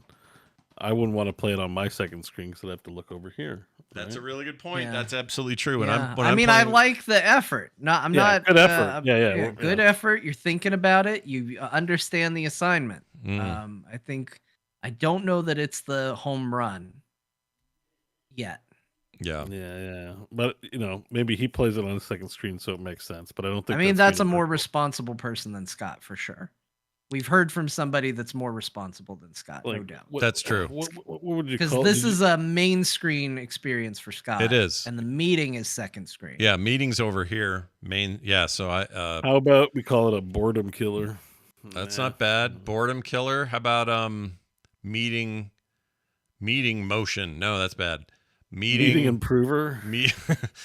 This meeting sucks less.com. I don't know what to call it. Meeting. What's something that keeps you busy? Board games, says Icor. It's not bad. Just call it a board game. Board games. This could have been an email game. Yeah, like most meetings I'm ever in. Although I have to say, my meetings with Greg and their team, never boring. I don't play games when I talk to them. It's fun. You just say that because Greg knows, Greg's going to listen. Everyone I really don't. With you that also happens. I promise, Greg, it's never your meetings. It's never your meetings. I like your meetings. Your meetings are cool. Also, correction in the chat. Hans Sanitizer, says that the chip is new. In the new SteamDeck, it's a 6mm process versus a 7 nanometer process. Nanometer is what I meant the first time. For the chip fabrication and not the same processor. What I meant was, effectively, though, CPU and GPU performance have not changed. All right, so it's a little like this. It's kind of like this. The Switch update. You're not getting a 2.0. It's not a 2.0. No. It's this just is incremental thing. It's like a mid. Yeah, incremental is a great way to put it. Like a mid-cycle update to But six under $700 for this thing. For the top end model, it's tempting as shit. Like it was either this or the headset. I think I might go this. Oh, you should do it. You use it enough that I would support. Like if you said like, yeah, I sold my other one, I got another one. I'm like, hell yeah. Yeah. I bought a Quest 3 and it is a generational cycle, but still it was worth the upgrade. Are you going to sell your 2, by the way? No, my mom's going to use it. Oh, it's nice. Put her in VR chat. She thinks it's cool because VR is like what's really fun. Well, I don't think she wants to do that kind of stuff. She likes the tourism videos and stuff like that. She thinks it's really cool. You can tell Kim that we supported your desire for a new Steam Deck more than we supported your bringing the Xbox and that monitor to bed. Oh yeah, you did that. Eh? I did do that. Yeah, that's the thing you did. It's still in there. I still use it. You did that. Yeah. I still use it here and there. When I get back to Starfield, that's getting cranked on again. All right, that's cool. Where the hell was I? Oh, we got an email real quick as well. It's a text rather. This is Carl Wilcox who wrote in. He says, this one's for Core. Let me just thank you all. There are 3 hosts on the show, he says. I like that. Oh, yeah, nice. For the hours of wonderful content you have provided for all of us. I think I can speak for the community when I say you make all of our lives a little more fun. Well, that's very nice. Aww. Yeah, very nice. He then goes on to say, now to the most important question I have asked in my entire life. Pool noodle, inner tube, raft, life jacket, or floaties. How are you relaxing during a lake run? This is from Carl Wilcox. So you're in the lake. You're doing Beau's business. You got a pool noodle, inner tube, raft, life jacket, or floaties. What do you prefer? I know what a pool noodle is. It's a long floaty. I know what a floaty is. It's the wristband, right? Or the up on your shoulder, arms. like the upper arm. Yeah. What's the middle? What's the middle one? Inner tube. A raft. Inner tube. What's the inner tube? It's a tube. Tube inside of from a tire. So like you blow that up. out. Old tubing game. See, I feel like tube. And it gets really hot in the sun, so your butt's cold in the water, but your skin's hot when you're on the tube. Yeah, totally. And John's right. It's a tubing was oh, I love that game. That arcade game. Yeah. I put a lot of quarters in tubing. Life jacket. But I think tubing because it's like a big toilet hole. I've never had a relaxing run like the way he's suggesting. There's no such thing. I was trying to get the deed over. I was filled with shame and get the deed over as quickly as possible. Right. I swam over to the area, shat, and swam back to a cleaner part of the lake. You know what I mean? Yeah. I'm gonna say for me, and this is gonna take all the fun out of the question. I'm gonna be a big curmudgeon about this. Do it. Raft.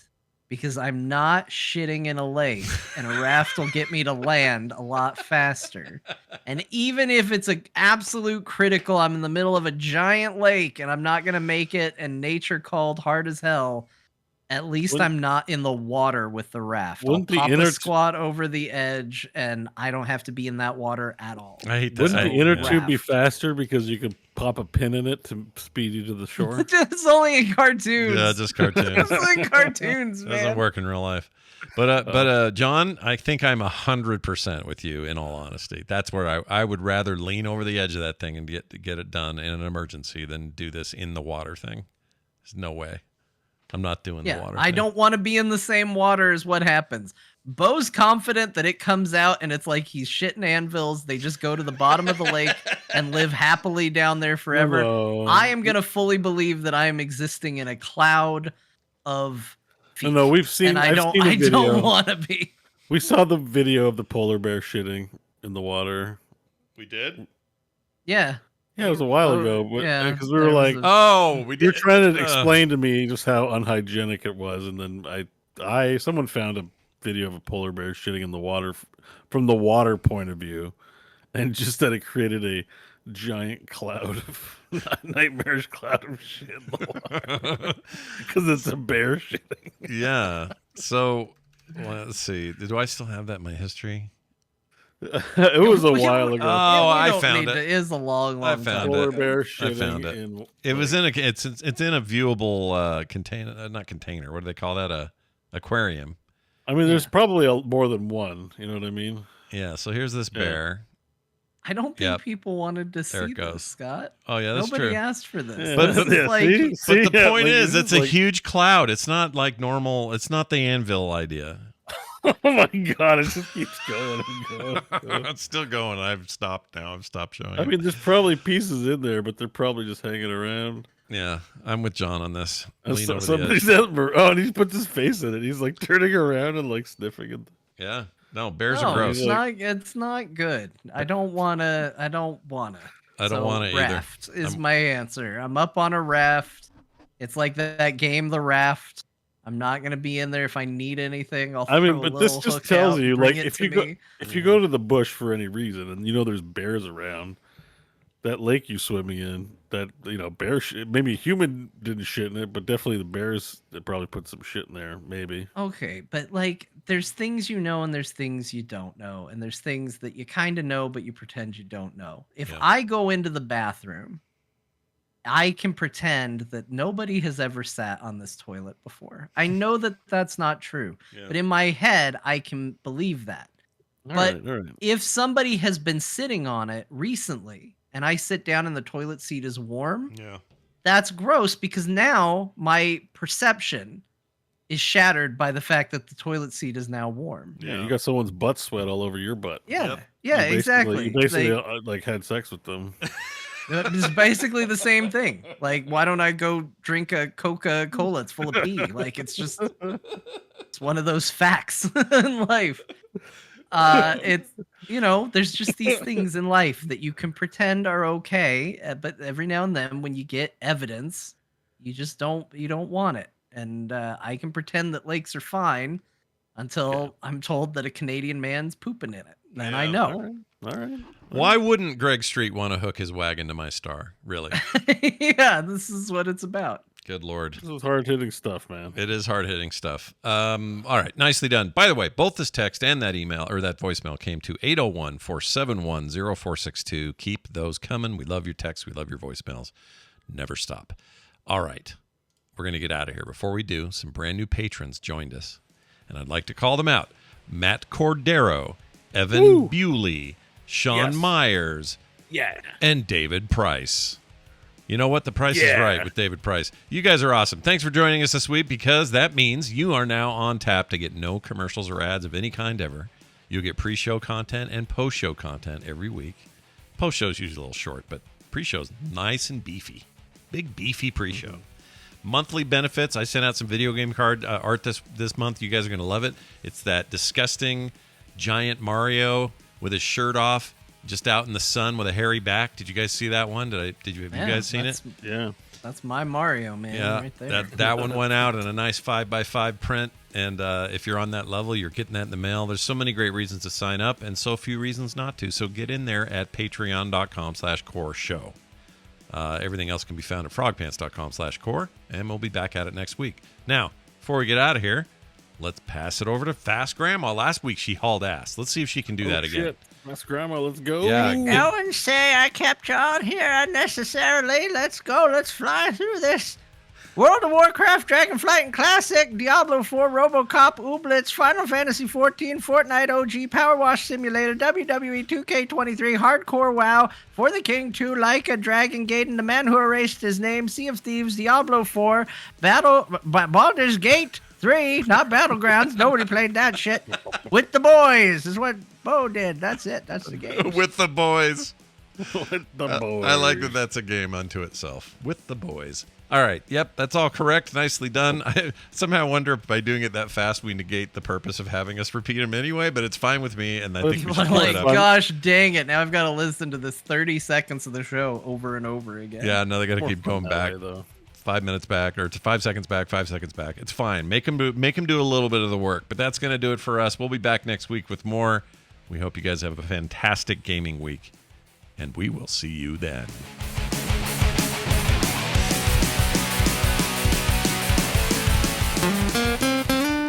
Get more at frogpants.com. For all the marbles. Yeah.